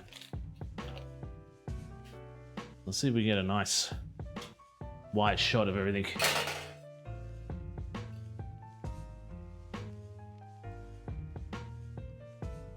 So much bread, I can't fit it all on the camera. Probably because if we do that, I might have a better chance. There. Titch. Zoom in. Zooming in. So here is our pull-aparts, our cheesy baked pull-aparts. We have a garlic cheese and herb pull-apart right here. And we have some sweet chili and pecorino chili cheese pull-aparts over here. Yeah, I'm looking so forward to just what some beautiful breads. They are some beautiful breads. Titch. Zoom out. Zooming out. So my thing is I need to take a photo of something along these lines. I don't know how I'm going to take a photo of these. I want to eat them now, and I need to show everybody what I did. What would be the best way of doing it? Maybe I could cut this big one in somewhat. It is a lot of bread. So I want to try keep this low. So we could cut this one. When I say cut, we could just tear this one open and give this one a try. Leave that one for the photo. It's a beautiful bread. They're beautiful. They're so good. And thank you for all the kind words as well. I could put it on, because I know there was a comment the other day when I put something on, was it during the recap or something else? There was a comment of, there's so much bread, that why do you got a plate underneath it? Shut up. I know there's so much bread. I don't have huge plates to showcase everything on.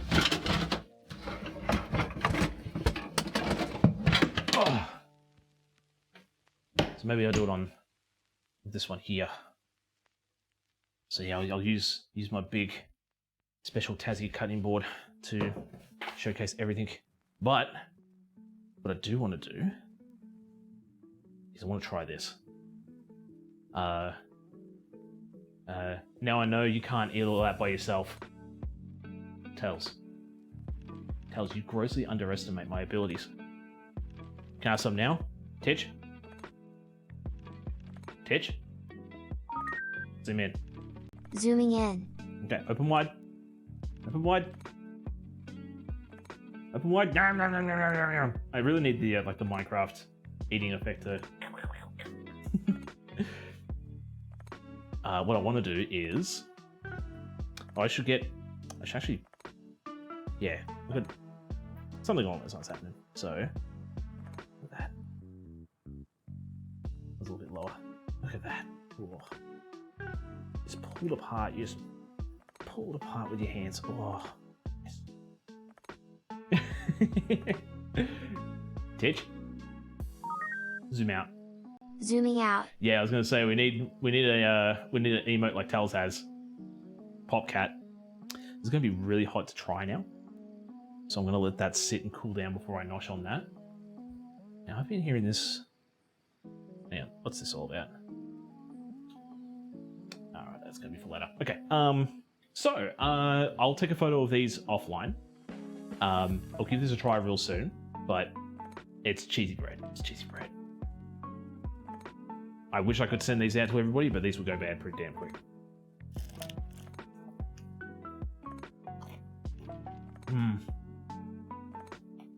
Starting to rain. Cover the internet. Don't want to get the internet wet. I almost think this is more cheese than bread, which is good. I really like the sweet chili.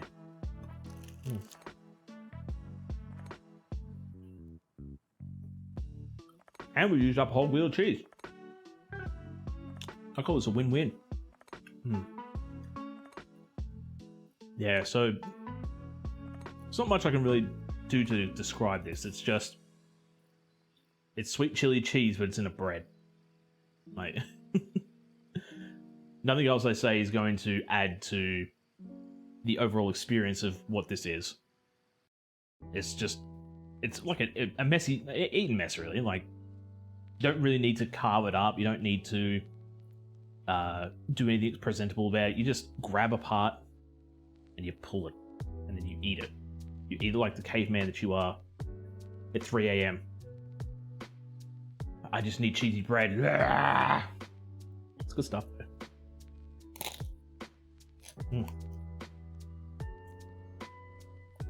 I want to just absolutely demolish this, but it's too hot. It's way too hot. I'm gonna burn my little mouth if I don't slow down. But yeah. So that's gonna be it for today. I think we did a pretty good job for today. So the first stream back for the new year. Well, I didn't actually go anywhere, but for the first stream for the new year, I think we did a pretty good job. We did a pretty good job. It rained on New Year's, and I was working over until 2 a.m. My internet was terrible. Again, you got to be careful about how much you water your internet. If you water your internet too much, you have internet like Australia does. So, let us find somebody to share the love to. I'm thinking we search. If anybody has a suggestion of where we can go, I am more than happy to check them out. But for the most part, I'm going to have a look at. Let me pull that there. We're going to do that. Okay, so we're not done here until I watch you inhale the bread. It's probably going to be another hour, so you're willing to wait another hour, sure. So on our list of people that we could go say hi to that I have, we have Andrew Cooks, who is doing, what is this? Piccata Frittata? I'm not sure what that is. And they have Two Food and Drink, Anita Dads and Molly Mates. I've got them as well too. So we've got Anita Dads as well, who's doing handmade gnocchi and butter salad. Yeah, we've also got Miss Molly Makes. No pigs in blanket. Okay. For other people that we have in our lineup in our community, we can go say hi to. We've also got Cupcake Dex, who's playing Pokemon Scarlet and Violet. We've got Bellaraxia, who's doing Genshin Impact. So she's currently grinding out to get her, what is it? Her Shonen Raigen to, like, maxing out her C2 Shonen Raigen. But other than that, why don't I have... Probably because it's further down or whatever. Let me pull up Food and Drink and see if there's anybody in Food and Drink we can go say hi to. Put it in my mouth, please. I have a small streamer playing Final Fantasy VI. Let's see if there's anybody in Food and Drink real quick. Ooh, someone's cooking stream returns. Okay. Then we got.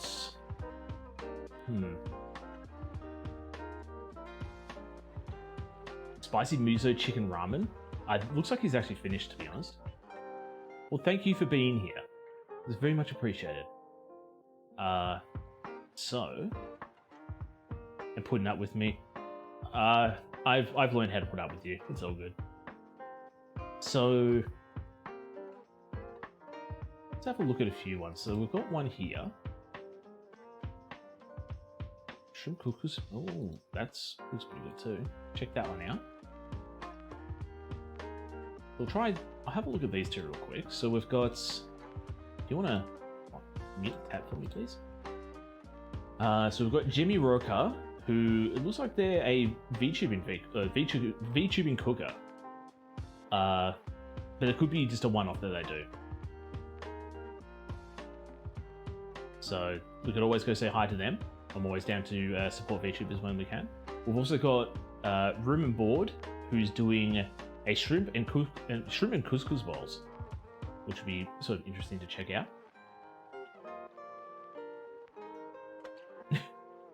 You put up with me, you're fine. Yeah, you're a cinch. Easy. So yeah, we've got those two there.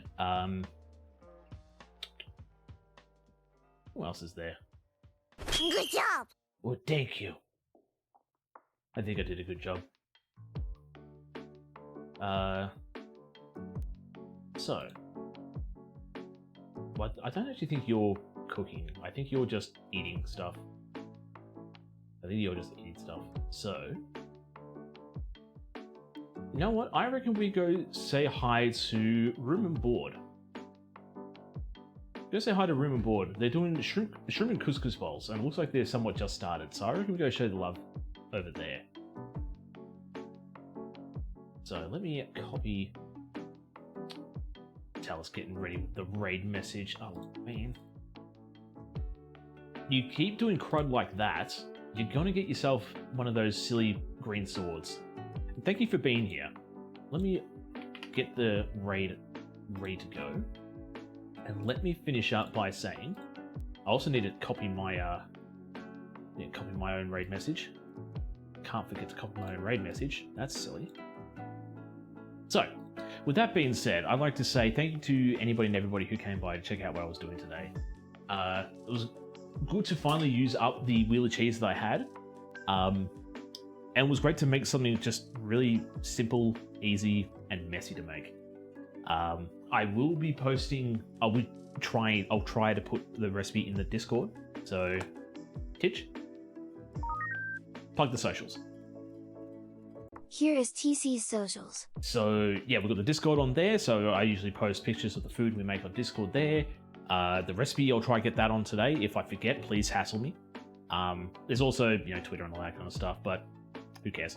But yeah, thank you for being here and having a chat with me. Yeah, thanks to the people who had a chat with me today as well. It was great to see how you were doing, and just great to also workshop future endeavors for next year. Like doing a safer work apron calendar, I reckon would be really fun. I reckon that'd be really fun. If I'm comfortable with myself toward the end of the year, maybe we might do a not safe for work one. Maybe. But don't hold your breath. Thank you for everybody who lurked as well. Although you didn't say much and you just sat there and lurked, the support and all that means so much more than you realize. And also we have a big old shout out to Death Fubaka for the raid. Thank you for entrusting your community with me. It's very, very much appreciated. Let me also do this real quick. Oh, get that done before I forget. Keep it up, love your content. Well, thank you, Lashines. Thank you, Lashines. That's very much appreciated. Shout out to Ember for the lashes. Yes, shout out to Ember for getting those lashes in. But with that being said, let me fire up this raid. Let's get the raid going. I need to lower this down, so we'll start the raid. Get that back up. Get that back up. But yes, take care of yourselves out there. I want to also say thank you to everybody who followed as well today. It's very much appreciated that you joined the Shark Tank, and I hope you all enjoy your stay here. But with that all being said, take care of yourselves out there, stay safe, and I hope to catch you all in the next one. Alright, let's go show some love over to Room and Board. Alright, catch you later.